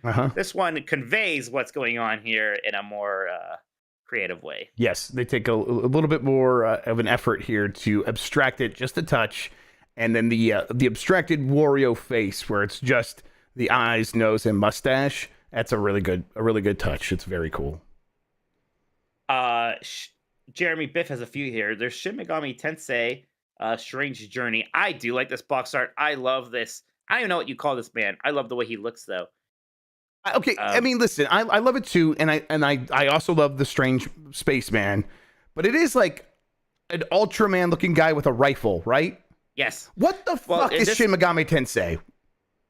A lot of things. This one particularly is basically the thing. Like you go to an outpost in Antarctica, and then the demons start attacking you. Man, is this the coolest series ever? There's so many weird things in this fucking thing. It sounds awesome, and I got this, and I was playing through it. I was really excited too, because like again, that premise sounds great, and people love this one. Like this one was almost just called Shin Megami Tensei 4 before 4 was. It's a mainline entry as far as people are concerned. Okay. I still bounced off it. Okay. I don't know what's wrong with me. Like what? I'm the Bombcast. Like, some of your guests were talking about how amazing Shin Megami Tensei 4 is, and I played through 4, and it meant nothing to me. So I'm just one of those scrubs. I need the heart of the Persona series to really get invested. I guess, yeah, that's my problem. He also has Kirby Superstar Ultra. This is some good Kirby box art. Look, we didn't even give him angry eyes. Wow, for once, and it's still sold in America. That's very good box art. I like this a lot. Yeah, it's awesome. It's like really does make him look like a superstar with that glowy gold orange background. Yeah, I love it. Big Brain Academy is the other one he shows here, which is this has some school textbook vibes as well, but like for younger kids. I like this as well. Yeah. Chaos Buckaroo says DS box art is mostly meh, but I do love Mario Hoops 3 on 3. That's neat. Is this the one that Square Enix made, or is that I think it is Mario Sports Mix or something? I think this is Square Enix. This is good box art. Very cartoony Mario and Donkey Kong and Princess Peach. Can I tell you my favorite thing about this game? Is it that Princess Peach has a bomb? Yes. Well, I do like that, but it's also that for the 1UP show where they talked about this, it is Luke Smith and Brian Intihar, and they talk about it at length.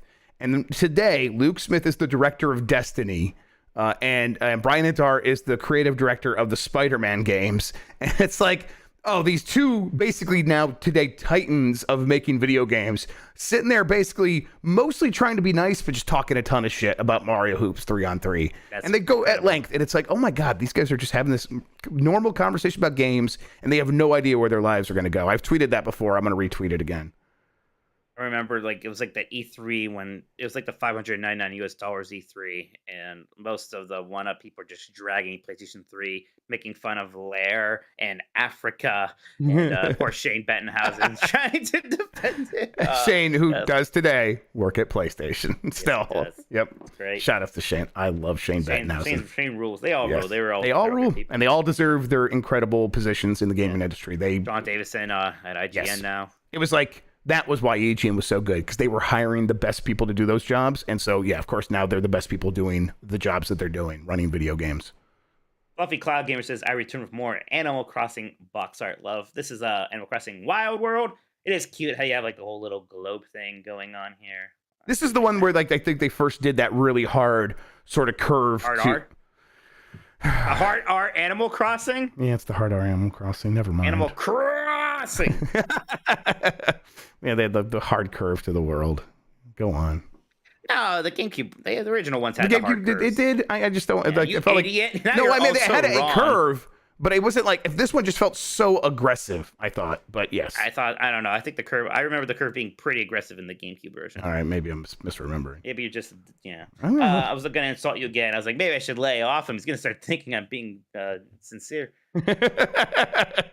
Mr. Bowler says the box art for Yoshi's Island DS is one of the better DS box art. How is this game bad? Look at this, man. What a great idea. You have baby Wario and baby Donkey Kong, and then it's still just, it's better than Yoshi's New Island. It has to be, but this game should have been awesome. Yeah, I'll never get over how they've never figured this series out. It's weird that they keep hiring the company responsible for Balan Wonderworld, or they did keep hiring before they made Balan Wonderworld, but they hired them to make some of these games, and they were bad. Weird. Okay, now I'm being told that you're right about the thing, and I'm going to. I think it's more aggressive. I'm going to look at this. More aggressive. I just remember. I watched people play this not that long ago, and it was still pretty curved. Oh God, Jeff. Oh no. I mean, I'll take your apology in the form of I don't know, food, alcohol. Maybe God, you could I'm so embarrassed. like a bigger birthday present that you were already gonna get me.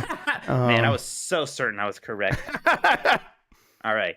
Well, I just remember being like getting one of them and then like, whoa, this is super curved and like having to adjust, but couldn't remember which one. Wow, I messed. I just thought that's how. God, you're such a piece of shit. Yeah, fair. Right. Shoji Kodo says Mario and Luigi Partners in Times was always a memorable one for me. Man, they sure did have a lot of Mario babies in the DS era, huh? Yeah, I think they were thinking. I don't know. Maybe this is right. This is right after that Ally McBeal dancing baby craze. It was not. It was not. I don't know why. I just thought it would be a fucking stupid thing to say. Later. This is back when babies were popular. This was right after Muppet Babies happened. That's like decades later. Yeah, this is like when people were way into babies. Babies. What's happening to Peach over there in the background? Yeah, I don't know. She's getting groped. Yeah, she looks like Luigi's, but no, she's behind Luigi, so she just looks scared, and that's not great. No, not baby Peach, adult Peach behind Mario. Oh yeah. Oh no, yeah. That's just a straight up groping. That's just assault. Benji Glasky says choo choo. I wanted to say choo choo motherfucker, but he just said choo choo. Fair enough. That's really good. I can't believe I don't like Spirit Tracks. I know. It's one thing with Phantom Hourglass. I like trains a lot. The idea of doing a train-based Zelda game sounds great. Maybe if I went back to it, here's a game maybe that they should remake, because maybe you could fix some of the problems with it a bit more. And also, this is apparently the European box art, so maybe the US one. I think the US one there's no way the US one was this good, because I would have remembered it. This is so good looking. God. I like this a lot. Man, it's Zelda and trains. How is it not a good game? Right? How's it not like the best Zelda? Yeah, it is upsetting. Man, I love that idea. Velocity Prime says, even with the angry eyebrows, the box art for Kirby Canvas Curse really captures the unique art style of the game. This is one of my favorite. Let's just throw some angry eyeballs on him examples, because it's right. I love that texture. I don't know what you call it. It's like a mosaic texture. Yeah, mosaic. That's right. Yeah, I agree. Canvas Curse, I was surprised when I went back and looked at the reviews. And you pointed out it was short. And so that's all it took to like really hurt a game's review score. I mean, still today, but especially back then. Right. There's a lot of games like that. It's like you look at the reviews, like, oh, maybe this game wasn't that good. It turns out, games are knocked a lot for being short. These days, who cares? Yep. Wario World had the same problem. Doesn't matter. I'm not criticizing anybody reviewing at the time. Of course, you have to like criticize it. So the values that gamers bring to what they want change over time. Sure. Yeah, but that's why it's nice to go visit some retro channels. God, Canvas Curse rules though. It's so good. It's so good. Razzle Jazzle said Star Fox Command's box art puts you right in the middle of a dogfight between Team Star Fox and Team Star Wolf. This is pretty good. I don't know how to describe Fox's facial expression. He almost seems nonplussed, and I like that. Like trying to zoom in closer on it. Yeah. Yeah. He's like, well, this is what's happening now. I had a day the other day where I was trying to remember the word nonplussed. It took me like an hour. I got there eventually. For you. Oh, I should have picked this. This is okay. Even you're gonna like this, Jeff. You're gonna have to agree. Frank343 says, I love the unfinished watercolor painting look, and I get a kick out of any time a Disney character is inserted next to these anime guys. Now, to be clear, if there is a problem with this, it does look like Mickey is just kind of like layered on top of the rest of this box art. Like he does not belong here. It does look like, yes, like a Disney freak saw this cool thing and was like, wouldn't it be better if Disney characters were in it? Now, I don't honestly think any of those characters are cool, but that's what it looks like. Yeah, right. Now, I know you're a big Axel stan. It's still pretty good though. It's got very much that Super NES era JRPG manual art look. Yeah, I think that's exactly right. Yeah, I just love like the watercolor. It's like this painting that does fade away. It looks great. Okay, so Casual says Advance Wars Dual Strike. I mean, nothing's gonna compare to that original. It is weird how they try to like make it edgier, right? Yeah, definitely.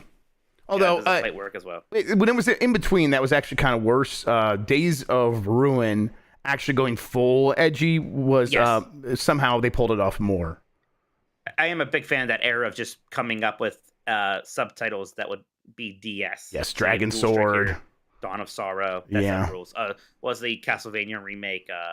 Gosh, that one has one also, and I can't remember it, but it's good. Yeah. I'm looking ahead. I'm excited. Mars 95 says Super Princess Peach needs a sequel remake on the Switch. It is incredible that they only ever made one of these. Sure seems like a good idea. Yeah, and it's like it was really close. I think, boy, the discourse on this one will be fun today. Oh, this woman's power is she can cry. Oh, right. All her powers were like emotional tantrums, basically. But I think there's still something here. They should make a new game starring Peach. Dr. Sus This says, is incredible. I only had a few DS games, and my favorite was already mentioned, Worlds of View. So I'll pick the worst one, the most meta of all box art. The box art with a picture of box art. What was Konami thinking? This is the Castlevania Dawn of Sorrow. We got to explain it better for the audio listeners. I'm trying to. Yeah. So it's Castlevania Dawn of Sorrow. It's like their equivalent of Player's Choice, Konami's best. So it's just the box art of like the sidebar Nintendo DS thing and this new thing on the top that says Konami's best. And inside it is like just an off-center picture of the box for Castlevania Dawn of Sorrow against the white background. It even has like double the ESRB rating. Like, what the hell were they thinking? Are there more of these with the Konami's best thing? I hope so. Only one? Jesus Christ, this is incredible. It is art. I literally am going to get this framed on my wall. I don't think I've ever seen this before. If I have, it didn't register what I was looking at. This is incredible. And then on top of that, this was right when they ruined. They got like the worst character art and just art in general for the Castlevania games. They just went full anime with it instead of like, we talked before the Game Boy Color, like how great the art looks for these games, right? Even with the Game Boy Advance games, fantastic art, right? That kind of gothic looking thing. Then it just went to like this and like what? And it is very disappointing. I need the oral history of this. Like, how did this come to be? From the people who were there, they explain how the decision was made. I need all of that. Right. It could not have been scrutinized very much. Somebody probably looked at this and was like, yeah, it's fine. There's no way anybody who cared gave this that much thought. This is definitely in that time where Konami had that randomized email thing where each week your work email would be a new string of random numbers and letters. So like people couldn't know your permanent email. And probably like things just got lost and people were like, I don't know how to contact the person I need to ask about this. Let's just ship it. Vision49 says, I always think this game was a fever dream, and then every once in a while I remember it was, in fact, very real. There's a lot of virtual ink spilled about atmosphere in older games, and this game's absolutely dripping in it, but never gets mentioned. The box art does a great job of capturing. I love Moon. I should have the hiccups. Cosmic setting vibe. This is Moon. This was like, was this the FPS that people said was surprisingly good on DS? Yes. Yeah, there's this and Dementium the Ward. Is that the other one, chat? But Moon is the really, really, really surprisingly good one.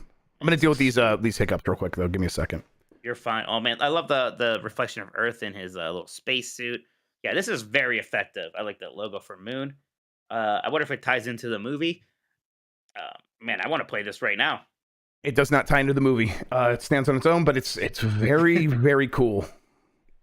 Lenny, Cool Dick Denver. This is one of the ones I actually picked. It said the 3DS art of this thing might be better, but I still have fond memories of this game on DS. This is Radiant Historia, an Atlas RPG that people often compare to being kind of like Chrono Trigger. This is very high on my to play eventually list. It does have a kind of a port to the 3DS, also with some extra features. I don't know which one's supposed to be better.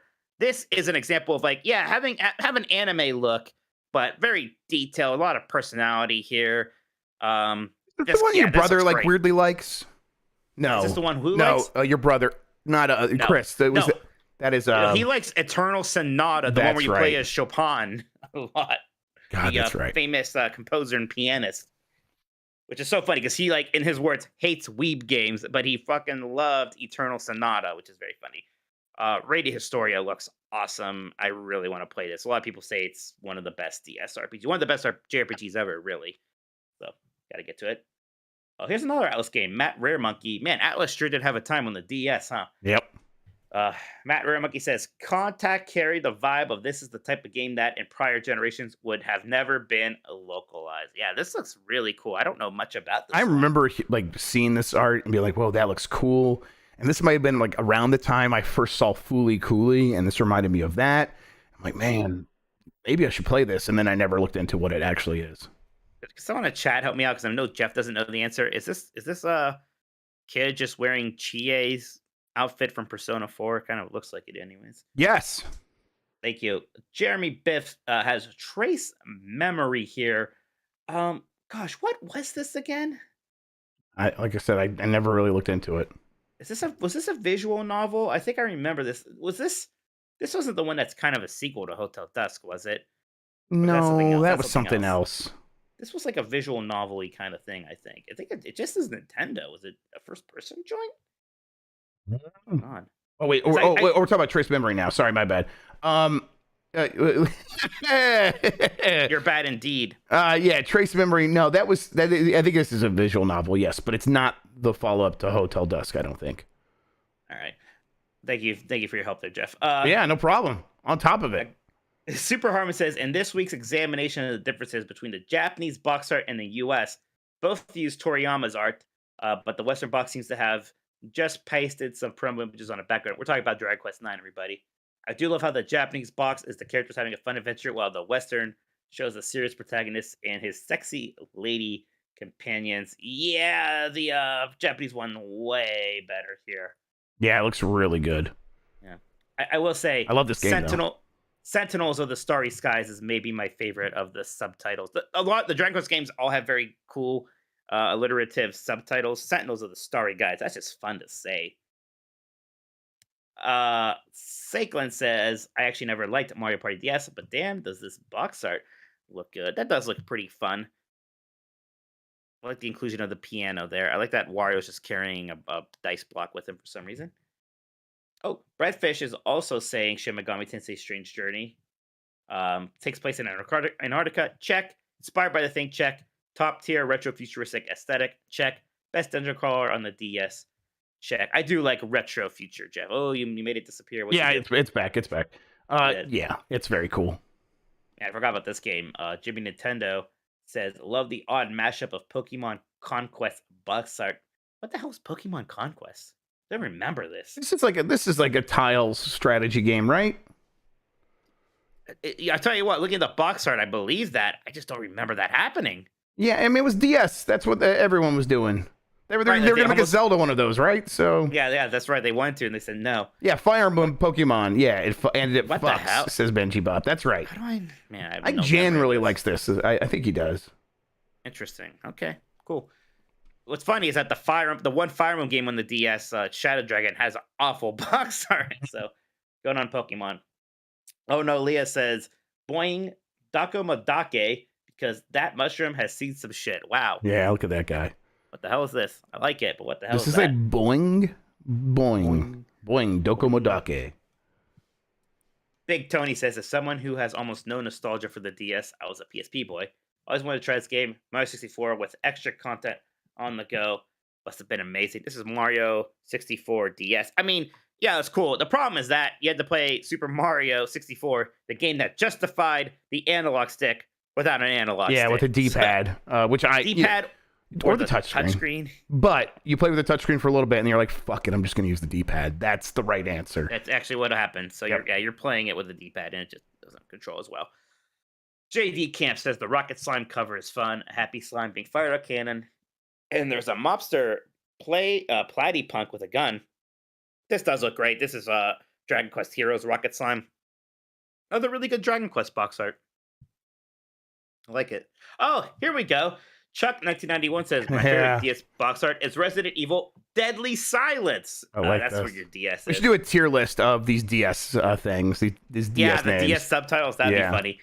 It's got it all. Jill dual-wielding pistols, a big tyrant claw, and the obligatory DS subtitle. Plus, with the addition of the quick turn and a button screen map, it's my favorite way to play Resident Evil 1. You know, I had a big Resident Evil 1 kick recently. I played both the original. So this is pretty much just an enhanced port of the original. I should play this. I never really played the original. I should play this. That'd be fun. Yeah, it's kind of a neat way to do that because it does have some nice features. I honestly, thinking back, I don't know if I ever knew this existed. And there were a lot of DS games. I remember when it came out, and it did get praised pretty well. I was still kind of at my Resident Evil kind of scary phase, so I don't think I played it. Octo says, after Ace Attorney in the GBA, got a shout out Shu Takumi's DS Opus Ghost Trick. Okay, box art for an all-time great adventure game. Yeah, the box art's fine. This game, though, God, this game rules. You'd like this game, Jeff. Yeah, I know. Everyone always says I gotta try it. I'm going to try it. Sans name says Mario straight dunking on DK Luigi in the back, about to launch a red shell with ominous intent. Peach going for a layup with a bomb. What's not to love? Talking about Mario Hoops 3 on 3. And on top of that, this was developed by Square Enix and includes Final Fantasy characters. There you go. I think I played it on a demo kiosk at Target once, and that's about all I got. Yeah, and I didn't buy it after that 1-up show. Where I'm like, oh, that doesn't sound very good. Jeremy Biff has Jump Ultimate Stars. I think I actually did import this because, on the DS, there's no region locking. And it was just described as Smash Brothers, but with some anime characters. And I was so desperate for Smash Brothers on the go that I picked this up. Right. It was a lot of fun. Yeah, this is good cover art. Just this like sliced up pie of every single anime character. Yeah, I do like that. It's like a lot, but it works. Yes. Pichon says, aside from being the best non-mainline Pokemon, this box art has such a peaceful vibe that I can't quite describe. This is Pokemon Mystery Dungeon Explorers of the Sky. For some reason, when I was looking in the small version, I thought they were all going on a picnic, but no, that's a treasure chest there, and it is very nice. What is that? What's the penguin's name there? Well, that's the middle evolution of Pinplup and Empoleon. I forget what the middle version is. I like it a lot. Middle evolutions are often very good. Yeah, I think they're often very... Well, you know what? They used to be kind of ugly, and then they got better. You're right. That's Pinplup? Okay. Yeah. I guess I mean that in an exception of the rule kind of way, or exception that proves the rule. Yes, most of the time maybe actually they're bad, but when they're good, they're really good. Teenage years. Yeah, when they're good, they're really good. Yeah, I like that whole evolutionary line though for Pinplup. That's one of the best starters. We did that tier list way back when, right? I think we came to that conclusion. One for CPU, who I think actually took pictures of his cover, so that's cool. I like all these and didn't want to choose, so this is now Nintendogs aside. Which one do you like? He's got Contra 4, the Chrono Trigger, which is just the SNES box art, but in a different configuration. Right. Dragon Quest V does look really good. All the Dragon Quests here are great. Spoilers for mine. Contra 4 is one of mine. I think that Contra 4 box art rules. My vote is Contra 4. I think the other ones are very good. I think the Chrono Trigger one, because of the ratio of the box art is different than it just looked so perfect on the Super Nintendo box. It doesn't work quite as well here, although it still looks good.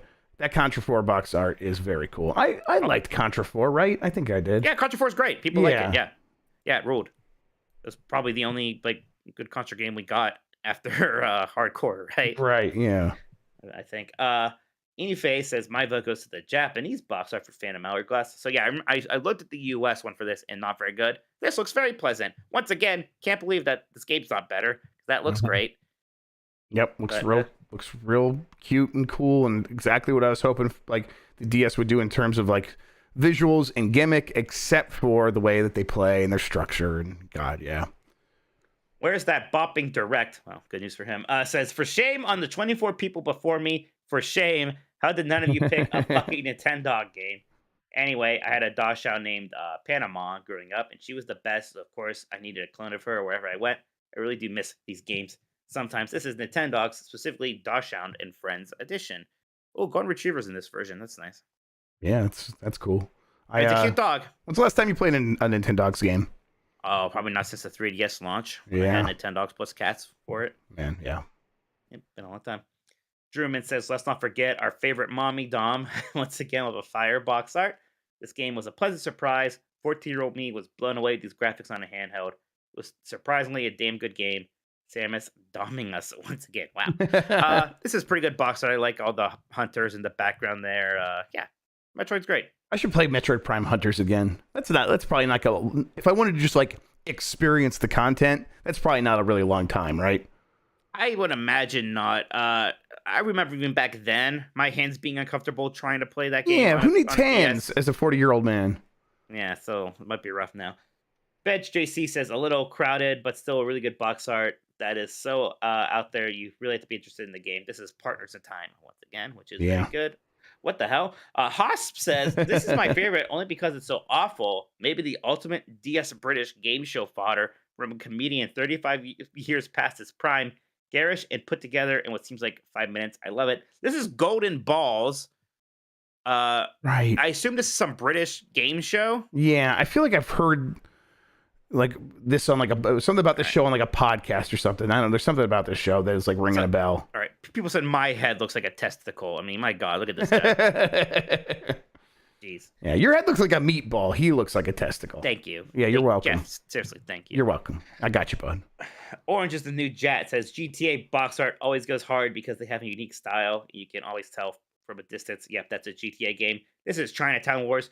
Jeff, it's just incredible that they made a Grand Theft Auto for the DS, one of the best selling systems ever, one of the most popular franchises ever. The game was very good. Yep. Got great reviews. No one bought it. Yep, I bought it, and I played so much of it. It is what if Drug Wars for your TI 85 was a like full-on GTA game. This game fucking owns. It's so good.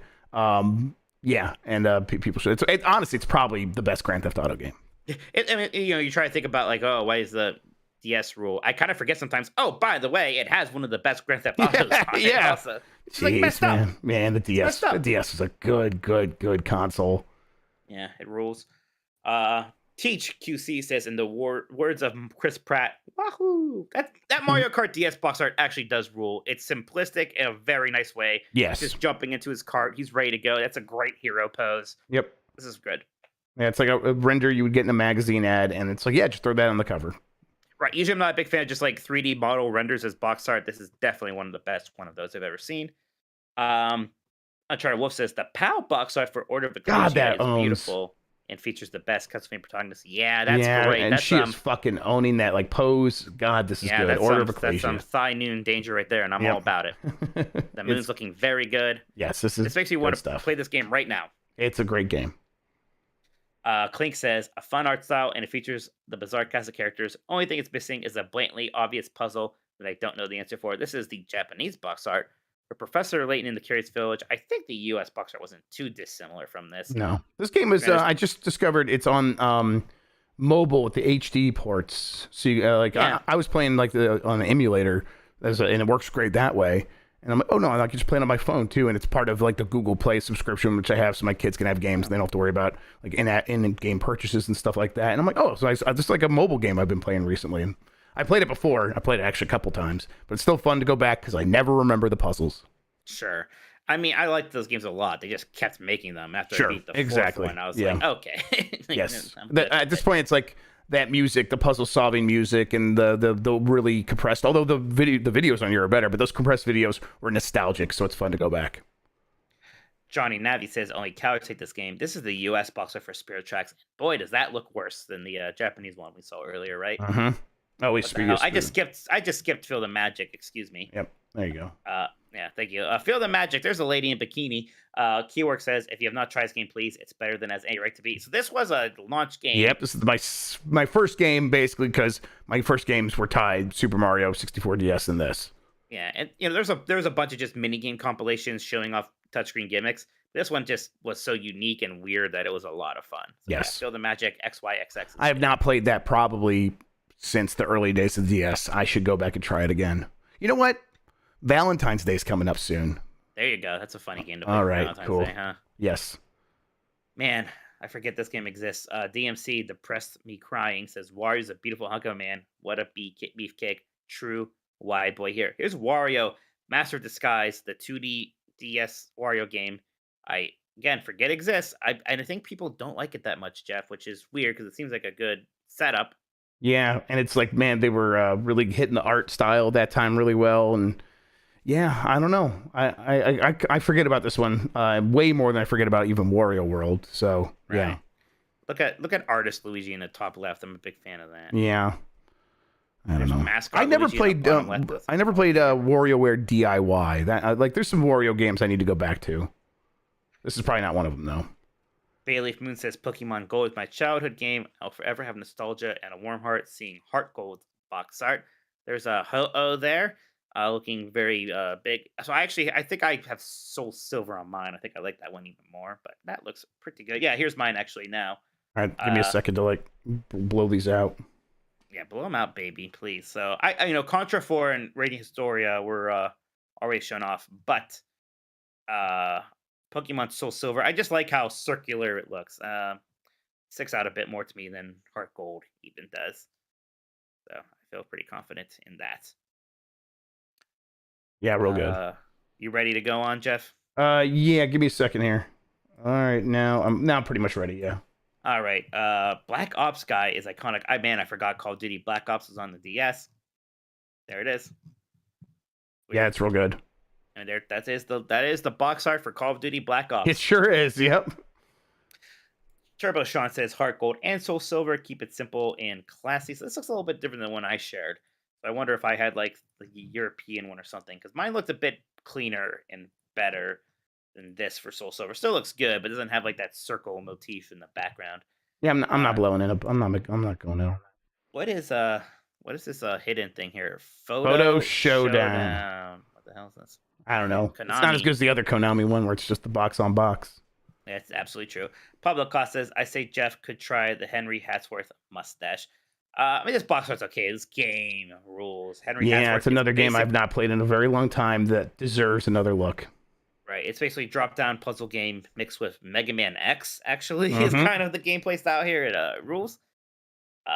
Bugadillo says the Japan-only cover for Ripened Tingle's Balloon Trip of Love is a perfect blend of weird and horny. This is very good. Let me zoom in on this or get this right because it's like the silhouette of a hula girl. Yep. There's a lot of good stuff. What the hell? There's a lot of sexy women silhouettes. Damn. Yeah, I mean, I think this is the one. This is the dating sim one. Yeah, you're talking about Valentine's Day games. Yeah. Okay. Hang on. Okay, Google, add Tingle to my to-do list. Christ. I don't want to see that list. Yeah, I'm trying to okay, there were a lot of good ones on there. I didn't pick mine beforehand. I was like, what stands out? There are a lot of great DS box arts, but I'm going to add this one right here. Oh, wait, I know why Jeff showed fucking Photo Showdown, because it's a DSi only game. Go to hell. Because of the camera, not because of anything else. It's because of the camera. That's the only reason why. You can suck it. Okay, then I'm not going to actually do that. Did you find that? Did you do your job yet? We told you to find that super chat. Do that instead of trolling us. Oh, here's Jeff Grubb with Kirby Mass Attack. That does look very good. It went away. I love how you and your family are just in this giant Kirby phase right now. Yes, I am in a Kirby phase. Absolutely. Well, there's a new Kirby game coming out not too long, so I got good news for you. No, not DSi box art next week. Next week is 3DS, and then we are done with Nintendo box art forever. Angry eyes again. You can just tell in this one that those eyes are not supposed to be angry. Yeah. That's incredible. I think I was seeing a video comparison. I didn't actually watch it. The people were saying the Return to Dreamland Deluxe doesn't look as good as the original, and I'm like, I need to investigate this myself. So there's this weird art. They did this weird art style thing where the characters have a very thick cel shaded style outline on them, and the world doesn't. So it looks kind of weird. I kind of get that maybe. I'm also it's using the Forgotten Land version of DDD where they just made his beak really small or something, and that DDD looks very bizarre to me compared to the one we had in the original, especially compared to like how DDD looks in Smash Bros, which is perfect. I'm not sure about this King DDD redesign, but whatever.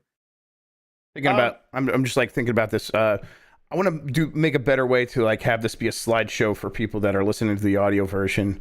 Like, Sean, next time, can you help me think of a way to maybe solve them? Like, there's like a photo bucket we could put it into, and everyone could just upload it there, like a shared imager or something. So I can just upload it because I don't really want to do the work of downloading these. Don't forget, we're doing one more of these. I know, that's why I came up with the solution now, because we're only doing one more. Right. So yeah. I already got one, homie. We just never use it. Well, okay. Let's do it for the next one, please. Even though there's only one more. There you go. I like it. Jeff, have you been playing any Nintendo games? Yeah, I've been playing Hi-Fi Rush, and then when I get some other time, I've been playing Mike Tyson's Punch-Out and Fire Emblem Engage. And that's been sort of my life right now in terms of gaming. Fire Emblem Engage continues to be very good. I'm on about chapter 10. I think it might be moving on to chapter 11 or maybe a paralogue. And it still stands. The combat in that game is still so good. It's quickly becoming one of my favorite Fire Emblem games. The character stuff is dumb and it gets worse, but it's still not affecting my enjoyment. It's almost like so bad that I almost enjoy it. Like there's three characters whose all they talk about is tea.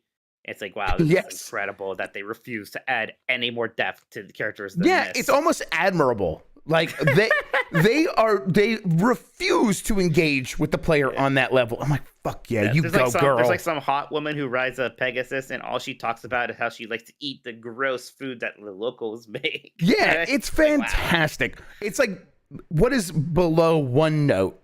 And it's like somehow that like wraps back around to being like these incredible characters. I agree. I'm not even being facetious. I don't think I'm enjoying that part of it. Yeah, but the combat is just really good. Somebody told me like how to set up Yunaka or whatever, that the assassin character with the star on her face with the one like emblem buff, so that she's basically can almost never get hit, especially if you put her in a bush or something.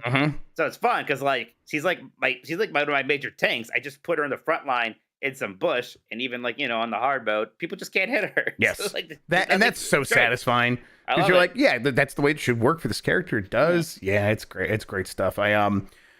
And I'm still enjoying it, being on hard mode, playing hard classic boys for life. Hard classic. Oh shit! This series, I'm so glad that it's just found its footing. Because listen, Advance Wars, sure, we're in a place where that's kind of weird. Yeah, we're probably getting something there tomorrow. We'll see. But I don't think that suddenly there's going to be a bunch of Advance Wars games over the next couple of years. At least Fire Emblem got to a place where it can be this really good fill-in for that, and then at the same time be really great Fire Emblem stuff, and do all the things that Fire Emblem did better than Advance Wars, which is primarily waifus. Waifus, yeah. You like Jean? I'm a big fan of Jean. Yeah, I like Jean too. Yeah, he's I think Doctor. He's I don't know how useful he's going to be long term. I know this. I think this is the one that people were saying was like Donald. I think he's like a Donald. Yeah. Yeah, and we'll see if I'm able to to beef him up over time. But I'm having fun keeping him in my party. I like him. I just put him in the next class. Like I just upgraded him with a Master Seal, so he's very powerful. Yeah, I just snatched a Master Seal from one of those paralogs where like they were with the thieves and you get Anna. Yes. Yeah, and I was like struggling with that whole thing, and then I just switched out some characters. And I was like, I'm just going to have to let that Master Seal go. And I'm like, wait, no, I could do my engage thing, and I can make this guy run very far, and he can just block their path because he can attack through them and get on the other side of them. And it worked perfectly. And it felt so like I am now playing with rings of like engagement or whatever. And it felt very cool. It's a good game. The engage system actually rules. Yeah, like, there's like the one good game. Well, it's great because like I told you, like my Yunaka can basically never get hit. And like her engage ultimate ability with the one ring that she starts with is heal everybody, but she goes down to 1 health. What does it matter? She goes down to 1 health. No one can hit her. Yeah, so, man. God, it's so rules. cool. I just have like this once, maybe twice a round thing where I can just heal everybody, and just like knowing when to use that perfectly is it's very good. It's very satisfying. Yeah, I've been enjoying it. Are you doing? There's like it's funny how people like there's not enough social elements. Almost still too much for me sometimes. Yeah, like it feels like I have a lot of busy work every time I go back to Sam Neill. Like they introduce fishing, and I'm like, man, this takes a while. I'm not going to do the 3 things of fishing. I'm being kind of picky and choosy mostly with that stuff. I'm not doing everything. I'm betting that stuff might come back to bite me in the butt. But so what? The one thing you really should be doing is you can go to that arena, whatever, and pick like somebody in your party to do a practice battle 3 times. You should do that because they get a lot of experience. Okay. And they can build up bonds. Okay, I'll do that. That's the thing right next to where you can order food. Like, do that each time. I will do that each time. That sounds good. I was actually in the Giant Bomb Discord. They have a channel discussing Fire Emblem Engage, and I was asking for some tips there. I'll expand that here as well. Yeah. So I accidentally really over leveled because for some reason I was under the impression that you only get so many of those skirmishes that pop up. I think that's actually just a thing for like the next harder mode. So I was just doing all of them. I was like, well, I got to do all of these while I can. So I'm like not going to fall behind. And now I'm like 7 levels above the recommendation for the story mission. Okay. So, I think I just started getting skirmishes, I think. So I was going to start picking and choosing those here and there. Most I was going to see like, okay, are these things hard? Do I feel like I need to start grinding? And this is the kind of game where I will enjoy grinding because the battles are so much fun.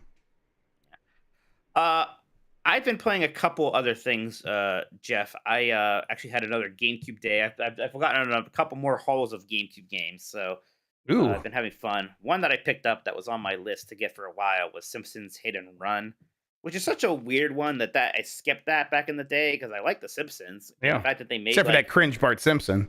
except for that cringe, Barge Crimson. Barge Crimson. Barge Crimson. Yeah, got it. Nailed it. Good joke, Mike. Yeah, I never played this for some reason, and it's great. It really is like, yeah, it's kind of Grand Theft Auto-y, but instead of shooting, there's just like 3D platforming. And you know what, Jeff? How much shooting things in Grand Theft Auto really that much fun? I don't know. I guess people think so. I kind of have fun with it being a dumb, like 3D platformer in sections instead. You know, like everyone feels great to control. It's often pretty funny when it's not cringy Barge McCrimsonson talking. Homer is great. You know, it's like, hey, look, here's this character now. Hey, we're referencing this episode. I'm here for it.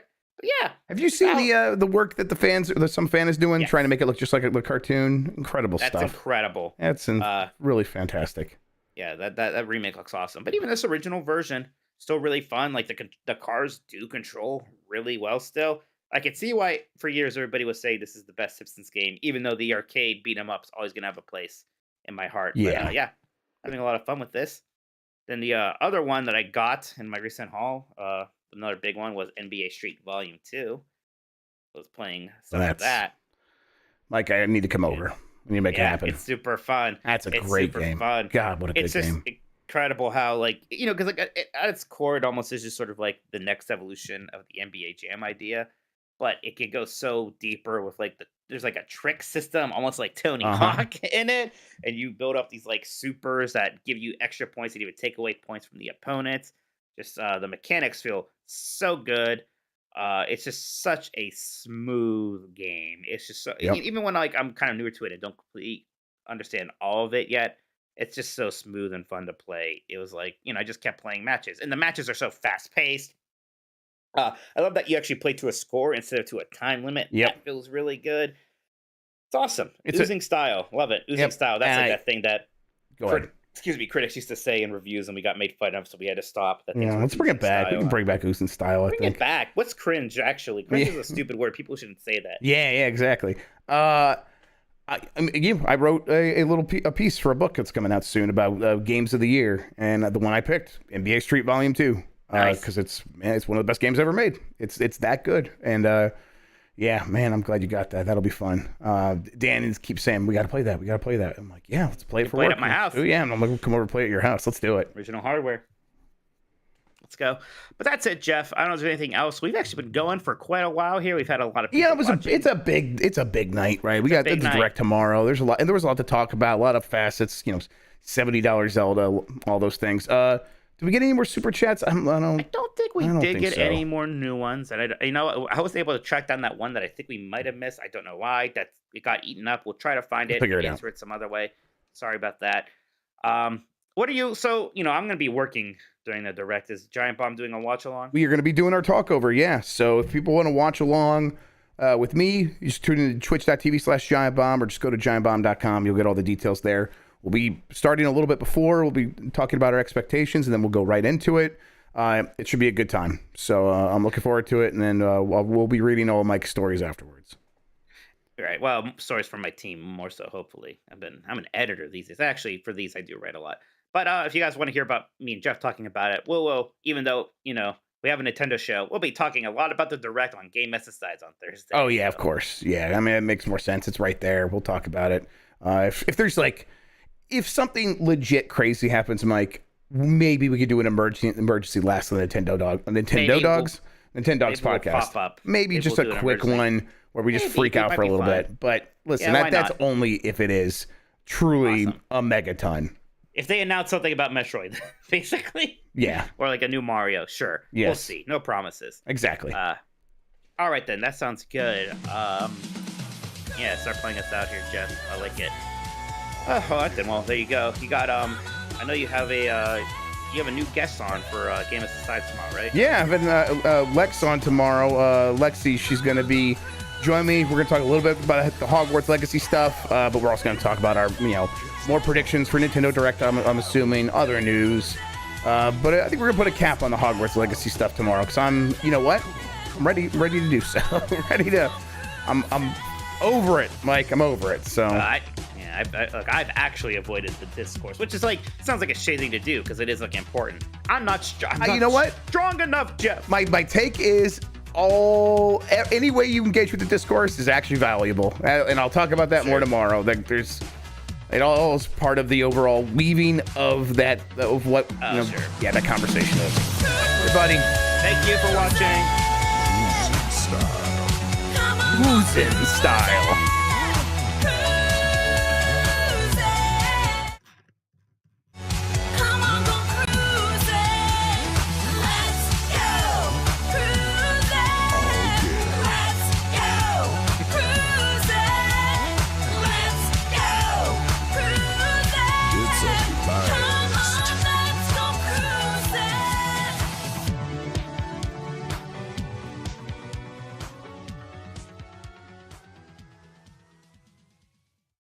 Getting your back blown out.